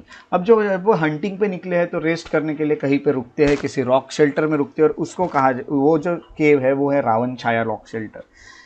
सो ये होने के साथ साथ यहाँ पे एक बहुत नोटिसेबल एक पेंटिंग देखने मिले, that is related to royal procession. अब यही है, कोई तो भी सेरेमनी चल रही है, रॉयल यानी कोई पैलेस की सेरेमनी, इससे हम डायरेक्टली ये कह सकते हैं कि रॉयल हंटिंग लॉज ही है, यहाँ रॉयल लोग आके रुकते हैं, उन्हीं के रिलेटेड पेंटिंग्स यहाँ बनाई गई है, जो कि ओडिशा में है, रावण छाया रॉक शेल्टर। रावण छाया रॉक शेल्टर के बाद हमें 2 केव्स पढ़ना है, फिर हम आज रुक सकते हैं। छोटे छोटे हैं 2, उसमें आते हैं लिपाक्षी। लिपाक्षी पे क्वेश्चन भी आया है, और आंध्र प्रदेश में लिपाक्षी है। सो जो लोग ओडिशा के हैं उन्होंने ये, ओडिशा के हैं अभी फ़िलहाल प्रेजेंट है आज के मीटिंग में नहीं। सो कोई प्रेजेंट है जो आंध्र प्रदेश के हैं फ़िलहाल इस मीटिंग में, क्योंकि मुझे स्क्रीन पे आप नहीं दिख रहे हो, वैसे मुझे पता है कौन कहाँ से है। तो आंध्र प्रदेश की पेंटिंग है Lepakshi painting. Lepakshi temple painting जो है वो आंध्र प्रदेश के अनंतपुर डिस्ट्रिक्ट में आती है, अनंतपुर डिस्ट्रिक्ट ऑफ आंध्र प्रदेश। यहाँ जो पेंटिंग्स है उनको म्यूरल्स जो है यहाँ के वो टेम्पल वॉल्स पे बनाए गए हैं, जो कि लिपाक्षी में है। अब लिपाक्षी में भी अगर आपको ये पूछा गया कि भाई कौन सा टेम्पल है लिपाक्षी में, तो शायद मैंने उस दिन जो आपको टेम्पल की लिस्ट भेजी उसमें ये टेम्पल का नाम भी लिखा है, और वो टेम्पल है वीरभद्र। पर मैं यहाँ पे लिख देता हूँ फिर भी, ताकि आपको वो लिस्ट के अलावा ऐसे भी पता रहे कौन सा टेम्पल है। सो टेम्पल का नाम है वीरभद्र, जो कि लिपाक्षी में आपको देखने मिलता है, और वहाँ पे आती है ये केव पेंटिंग। ये विजयनगर पीरियड के वक्त बनाई गई थी। विजयनगर पीरियड के वक्त बनाए जाने के साथ साथ इसमें रिलीजियस थीम्स है। अब टेम्पल पे बनाई तो रिलीजियस थीम्स तो रहेगी ही। रिलीजियस थीम्स में जैसे हम कहेंगे रामायण, महाभारत, विष्णु जी, और ये सबसे रिलेटेड है। इसका स्पेशलिटी ये है कि यहाँ प्राइमरी कलर अब्सेंट दिखते हैं, स्पेशली ब्लू। जैसे आप बोलते हैं ब्लू, रेड, ग्रीन, जो भी प्राइमरी कलर्स होंगे उसमें ब्लू कलर अब्सेंट दिखते हैं मेनली। वैसे तो आप देखोगे तो प्राइमरी कलर ही अब्सेंट है, प्राइमरी कलर्स का ये यूज़ ही नहीं करते, मिक्स करके कुछ कलर्स का यूज़ करते हैं। यहाँ देखिए प्राइमरी कलर्स आपको दिख नहीं रहे हैं। क्वालिटी जो है वो थोड़ी सी कम होते हुए दिखती है, there is decline in the quality. उसके अलावा आउटलाइन जो ये करते हैं वो ब्लैक कलर से करते हैं। तो लिपाक्षी पेंटिंग जो है वो रिलेटेड टू रिलीजन है। अगर ये चीज़ भी याद ना रहे, यानी देखिए अब टेम्पल पे है सो रिलीजन से रिलेटेड रहेगी, फिर भी अगर आपको कभी आपको याद नहीं रहे, इसीलिए मैं आपके लिए यहाँ पे लिख देता हूँ कि बेस्ड ऑन रिलीजियस थीम्स। और रिलीजियस भी कौन सी रिलीजन के, तो आप देख सकते हैं रिलीजियस थीम में भी ज़्यादातर हिंदुइज्म के देखने मिलते हैं। जैसे हम कहेंगे रामायण, महाभारत, और तीसरा आता है विष्णु जी से रिलेटेड, है ना। तो रिलीजियस थीम्स ये 3 आपको यहाँ देखने मिलती है। सो ये थे हमारी एक और पेंटिंग जिसको कहते हैं लिपाक्षी पेंटिंग। लिपाक्षी पेंटिंग के बाद लास्ट पेंटिंग जो आज केव पेंटिंग जो हम पढ़ेंगे वो है Jogimara cave painting. Jogimara cave painting जो है ये हम कहेंगे आर्टिफिशियली इसको कार्व्ड आउट किया गया है केव से, है ना। आर्टिफिशियली कार्व्ड आउट केव में बनाया गया है। ये जोगीमारा केव जो आर्टिफिशियली कार्व्ड आउट की गई है, मैनमेड केव है, ये सुरगुजा डिस्ट्रिक्ट में छत्तीसगढ़ में आती है। इसमें हम देखेंगे कि 1000 से 300 BC के आसपास है। इसमें फ्यू पेंटिंग्स है जिसमें आपको दिख रहा है लव स्टोरी, और वो लिखी है ब्राह्मी स्क्रिप्ट में। यहाँ पे paintings related to love story है।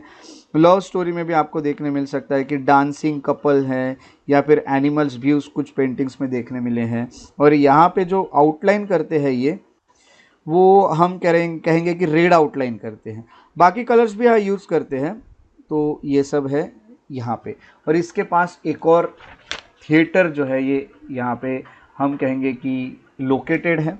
इसके पास तो रॉक कट थिएटर है यहाँ पे, रॉक कट थिएटर, ये वैसे आगे आगे कुछ कुछ चीज़ें देखने मिलती हैं, बट यहाँ पे इसी स्लाइड पे लिख दिया तो और अच्छे से पता चलेगा। सीताबेंगा करके जगह है वहाँ पे, तो ये आपको देखने मिलेगा। इट्स लोकेटेड नियर बाय, ये आपके इन्फॉर्मेशन के लिए यहाँ लिख देता हूँ, ठीक है। तो अभी आपको बहुत जो है वो इधर उधर ढूंढने की ज़रूरत नहीं पड़ेगी। तो जोगीमारा केव पेंटिंग ये है सुरगुशा डिस्ट्रिक्ट, छत्तीसगढ़। अब ये हो गए आपके आज का जो टाइम हमने पढ़ा। अभी हम म्यूरल पेंटिंग्स को अभी तो शुरू नहीं कर सकते क्योंकि ये अलग सा पोर्शन है। इसको शुरू किया तो एक साथ पूरे म्यूरल्स पढ़ लेने पड़ते। सो म्यूरल्स को हम कल पढ़ने वाले हैं, बट आज एक और चीज़ आपको बता देता हूँ। कल हमारा पेंटिंग्स जो है ये भी लगभग ख़त्म ही हो जाएगा, बट आपको एक चीज़ मैं बता देता हूँ कि आपको क्या करना है। सबसे पहले एक और टास्क आपके लिए अभी रेडी है। तो अभी आपको 5 हो गए हैं, तो 6th एक लिख लीजिए। 6th आपका जो टास्क है वो है कि आपको एक, अभी आपने इतनी सारी केव्स पढ़ी तो एक केव के बारे में आपको खुद लिखना है। वैसे मैं आपके नोट्स में इसे ऐड कर दूंगा, बट आपको लिखना है बादामी केव्स के म्यूरल्स के बारे में। So murals of Badami cave temple. Badami cave temple कहाँ आता है? तो कर्नाटका में। ये आपका 6th टास्क है। तो आज आपको 6 टास्क दिए गए हैं। 6 टास्क के साथ अभी जैसे कि हम यहाँ पे रुकेंगे, बट रुकने के पहले कुछ 1-2 चीज़ें आपको बता देता हूँ। सो यहाँ हमने क्या क्या पढ़ा वो आज आपको पता है। एक बार देख लेते हैं क्या क्या पढ़ा हमने। यहाँ पे पढ़ा था म्यूरल्स। म्यूरल्स क्या होते हैं और आपने ये देखा। तो म्यूरल्स में हमने प्री हिस्टोरिक 3 तरह के देखे थे, अपर पैलियोलिथिक, मीजोलिथिक, चालकोलिथिक। उसके अलावा क्लासिफिकेशन म्यूरल्स और मिनिएचर में, जिसमें म्यूरल वाला टॉपिक जो है ये कवर कर चुके हैं, जिसमें हमने Ajanta cave painting, Ellora cave painting देखा, बाग केव पेंटिंग देखा, अरमामलाई केव पेंटिंग देखा, उसके अलावा चीतानवत्सल केव पेंटिंग देखा, रावण छाया रॉक शेल्टर देखा, लिपाक्षी पेंटिंग देखा, जोगीमारा केव पेंटिंग देखा। और आपको टोटल मैंने 6 टास्क दिए हुए हैं। अगर कोई, हाँ अब मैं यहाँ पे स्क्रीन शेयर करना बंद करता हूँ और आपसे 1-2 चीज़ें बात कर लेता हूँ, फिर हम यहाँ पे रुक सकेंगे। सो देखिए, अगर कोई हो सकता है, सो कौन करेगा आप में से मैं किसी को तो भी एक छोटा सा काम देता हूँ। आप लोगों को ये जो मैंने 6 टास्क दी है वो आप अपने जो साथ वाले उनको भी थोड़ी हेल्प कीजिए। ये 6 टास्क का नाम लिख के कोई भी एक ग्रुप में भेज दीजिएगा। मेरे पास तो नोट डाउन मैंने नहीं किए, ताकि मुझे भी पता रहे वो 6 टास्क कौन से थे और आपको भी पता रहे। सो 6 टास्क का नाम कोई ग्रुप पे डालेगा। कौन डालेगा आप में से? यस, ओके, सौजन्या जी आप डाल दीजिएगा। वो 6 टास्क के नाम लिख के सिर्फ आप ग्रुप पे डाल दीजिएगा, बाकी लोगों को भी जिससे हेल्प हो जाएगी, बहुत अच्छा होगा। और दूसरी बात ये है कि आपको आज मैं एक टेस्ट दूंगा, और वो जो है, क्योंकि आपका पहला जो टॉपिक ख़त्म हुआ है उस पर आप एमसीक्यू को आपको आज टेस्ट दूंगा। वो जो टेस्ट होगी उसमें डायरेक्टली मैं इमेजेस क्लिक करके उसका पीडीएफ बना के आपको दूंगा। आपको वो आंसर्स सॉल्व करने हैं, और उसके आंसर्स सॉल्व करने के पहले आप एक चीज़ याद रखेगा, आपको वो टेम्पल वाला जो मैंने लिस्ट दी थी उसको पढ़ना ज़रूरी है, क्योंकि कुछ क्वेश्चंस टेम्पल से रिलेटेड डायरेक्टली पूछे जो कि फैक्ट्स हैं। सो उसको पढ़िएगा पहले, और फिर बाद में वो टेस्ट को सॉल्व कीजिएगा। टेस्ट को सॉल्व करना है, और उसके जो आंसर की है वो आंसर की मैं आपको सेंड कर दूंगा। उसकी आंसर की आपको मिलेगी, वो मिलेगी कल इसीलिए क्योंकि आज आपको दिन दिया जाएगा कि आज आप उसे लिखो पहले, और आप अपने आंसर्स मुझे जो आंसर ए बी वाला है वो सेंड करो, ताकि मुझे भी पता रहे कि आपने उसको लिखा है। और बाद में मैं जब आपको उसके आंसर की दूंगा तो आपको चेक करके आपके स्कोर मुझे भेजना है। तो एक मेरे पास क्रॉस वेरिफिकेशन के लिए, वैसे मुझे आप पे भरोसा है, तो मुझे ऐसा कोई पता है कि आप लोग गड़बड़ नहीं करोगे, बट फिर भी मेरे पास क्रॉस वेरिफिकेशन के लिए आपके थोड़े से भेजे हुए रहेंगे आपके आंसर्स, और कल मैं आपको भेज दूंगा आंसर की, और आप ही खुद आपके आंसर्स चेक करके कौन कौन से कितने करेक्ट है वो मुझे आपका स्कोर भेजेंगे। ठीक है, चलेगा आपको? चलेगा सबको? यस, है ना? यस। और आपके उसमें जो भी डाउट रहेंगे फिर अपन वो डाउटफुल वाले क्वेश्चन जो उसको डिस्कस कर लेंगे। और वो जो क्वेश्चंस रहेंगे वो अब तक जो यूपीएससी ने पूछे वही रहेंगे। उसमें यूपीएससी के प्रीवियस ईयर सीएपीएफ में भी कुछ क्वेश्चन पूछे वो भी रहेंगे, क्योंकि सीएपीएफ भी यूपीएससी ऑर्गेनाइज करती है। उसके अलावा सीडीएस भी करती है। सीडीएस में कुछ क्वेश्चन पूछे तो वो भी अपन डाल देंगे उसमें। सीडीएस, सीएपीएफ, या फिर ये यूपीएससी सिविल सर्विस, वो सब क्वेश्चंस उसमें टोटल रहेंगे। तो 50 के आसपास आपको एमसीक्यूज मिलने वाले हैं। और वो एमसीक्यूज वाला जो मैं आपको पीडीएफ दूंगा उसको अच्छे से संभाल के रखिएगा, आपको बार बार इधर उधर देख के ढूंढने की कोशिश ज़रूरत नहीं पड़ेगी प्रीवियस ईयर क्वेश्चंस को, है ना। तो हम ये करेंगे और सिर्फ जो आज की रिकॉर्डिंग है वो आपको थोड़ी देर में मिलेगी। सो हम देखते हैं कि एक्चुअली अभी मैं यहाँ पे हाँ yes architecture first yes yes वो रिलेटेड, और टेम्पल वाला जो मैंने लिस्ट भेजा था वो आर्किटेक्चर वाला ही है ना। सो उससे रिलेटेड रहेंगे यस। और उसके साथ साथ आज की रिकॉर्डिंग और आज के नोट्स थोड़ा सा मुझे थोड़ा सा टाइम, बहुत टाइम नहीं लगेगा, थोड़ा सा टाइम लगेगा, क्योंकि एक्चुअली अभी मुझे एक अर्जेंट मैटर से थोड़ा कोर्ट में जाना है, तो बाहर जाना है, तो उसके लिए मैं यहाँ पे रिकॉर्डिंग तो प्रोसेसिंग पे रख देता हूँ, तो प्रोसेसिंग होने के बाद वो अपलोड होकर आपको मिल जाएगी। नोट्स आपको भेजता हूँ मैं, बट आफ्टरनून तक भेज दूंगा, तब तक आप आर्किटेक्चर वाला जो पोर्शन उसे कंप्लीट करके रखिए। मॉडर्न वाला नहीं, मॉडर्न के पहले वाला, मॉडर्न के वैसे भी क्वेश्चन प्रीवियस ईयर में पूछे नहीं है। तो आज जो हमने पढ़ा उसके पहले वाले जितने भी नोट्स है उसको अच्छे से पढ़ के रखिए और अपने टेस्ट के लिए आप रेडी रहिए। तब तक अपने टास्क पूरे कीजिए जब तक आपको ये नोट्स आज के नहीं मिल जाते। आज के नोट्स मिलने तक अपने टास्क पूरे करके रखिए पूरे, और अपने एमसीक्यूज के लिए प्रिपेयर होकर रहिए। फिर मैं आपको टेस्ट भेजूंगा, उसको अच्छे से स्कोर कीजिए। सो हम मिलते हैं कल फिर से एट हाँ यस पूछिए। संडे को मैं आपको कल बता देता हूँ, यानी या फिर आज शाम तक ही बता देता हूँ आपको, ठीक है। हाँ वैसे तो अब तक के बैचेस में, हाँ अब तक, हाँ हाँ ओके। हाँ तो मैं वैसे ही देखता हूँ कैसा होता है वो, क्योंकि देखिए संडे को अब तक तो हम संडे को ऑफ ही रखते थे संडे को, क्योंकि मैं आपको कुछ अलग टास्क भी देता था बीच बीच में। सो अब देखते हैं कैसे करना है, या फिर एमसीक्यू का कैसा है क्या नहीं, वो सब हम देख लेंगे एक बार। ओके सो देखते हैं, आज मैं आपको आज शाम तक या कल मॉर्निंग में आपको बता दूंगा संडे का शेड्यूल, यानी परसों का।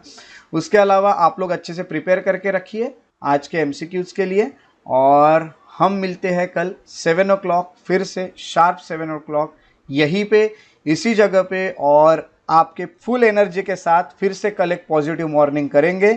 तब तक अपना ख्याल रखिए, है ना। So take care and have a good day. Thank you thank you thank you.